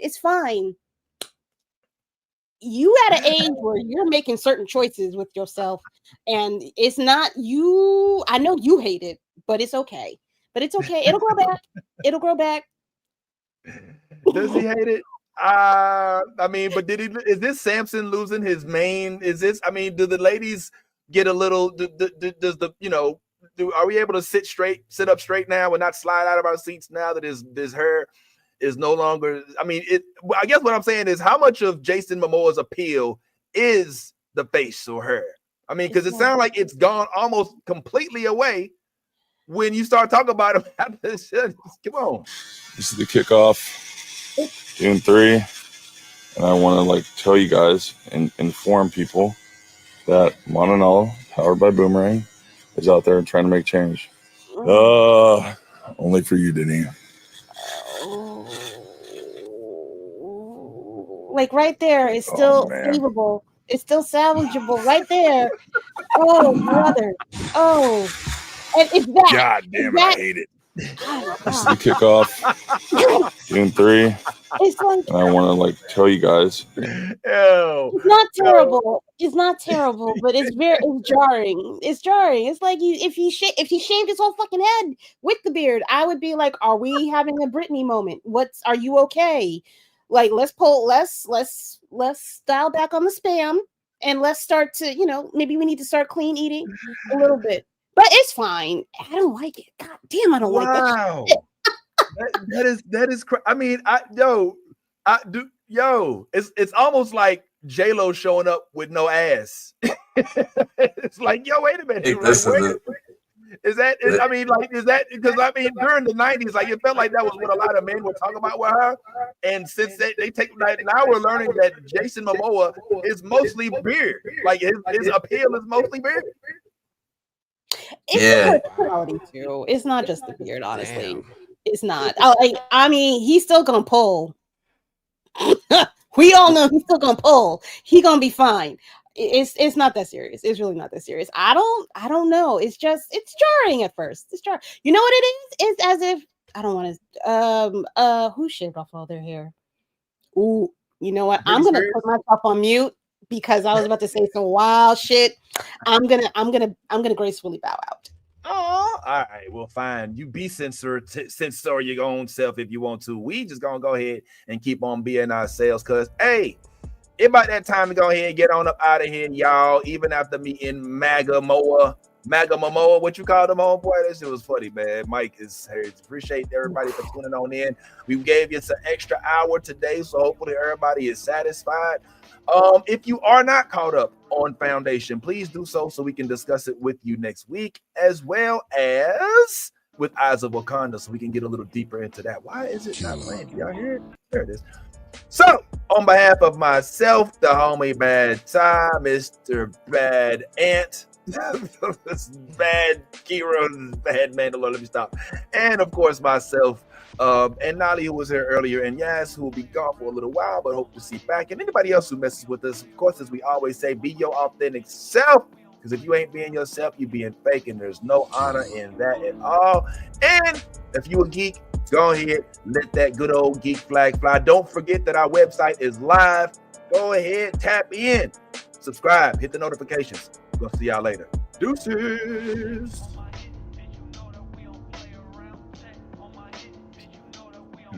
I can't decide which one of these I want to exit with. Oh, man. Yeah. Think about it. Wow. Wow, really? You stuff like that? All right. You got too many options. Let that geek flag fly.